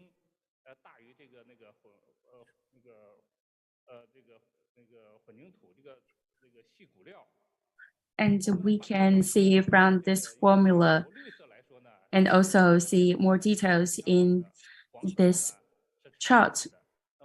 The green one reached positive results, but the yellow ones only have moderate results. And different methods would have different results in terms of the synergy between pollution and carbon emission reduction. And based on different scenarios, we have different results. We set 4 scenarios. And in different scenarios, there are different proportion of the resource utilization. By using different proportion of composition. And the 4th scenario is highly likely to realize a fast carbon emission reduction. And scenario 2 is the best way, but it has high requirement for technology. As well, conclusion, the eastern region should try the first, and the western region should give priority to the scenario 4. And then let me brief you on the policy implications. The results of the material flow analysis show that although the amount of tailings produced in the year is high, there is a problem of single comprehensive utilization path. And the state should increase the investment in scientific research in this area because the state policy is mainly focused on the building materials. And the results of the life cycle assessment showed that the resource utilization of tailings has significant positive environmental benefits. And the results of synergy degree evaluation and scenario analysis show that the resource utilization of tailings has synergistic benefits of pollution reduction and carbon reduction. And if the historical tailings can be rationally utilized, it will contribute a lot to the dual carbon targets of China. But China still lacks product standards and technical standard in tailings recycling. And the recycling products are difficult to be recognized by consumers, and the market share is low. Therefore, in conclusion, the material flow analysis can guide other types of bulk solid waste to clarify the direction of resource utilization and evaluate the degree of resource utilization. And the LCA can provide a reference for other types of bulk solid waste to comprehensively evaluate the sustainability of recycling approaches. The synergy decree can provide a reference for the selection of resource utilization approaches. And also the scenario analysis can also promote the comprehensive deployment. And our outlook is that the present case study is at the regional scale, and we can extend it to the national level and global level. And then we have relatively single resource pathway. So we need to complement in this respect, and we should also carry out other research in other types of solid waste. Thank you for your time.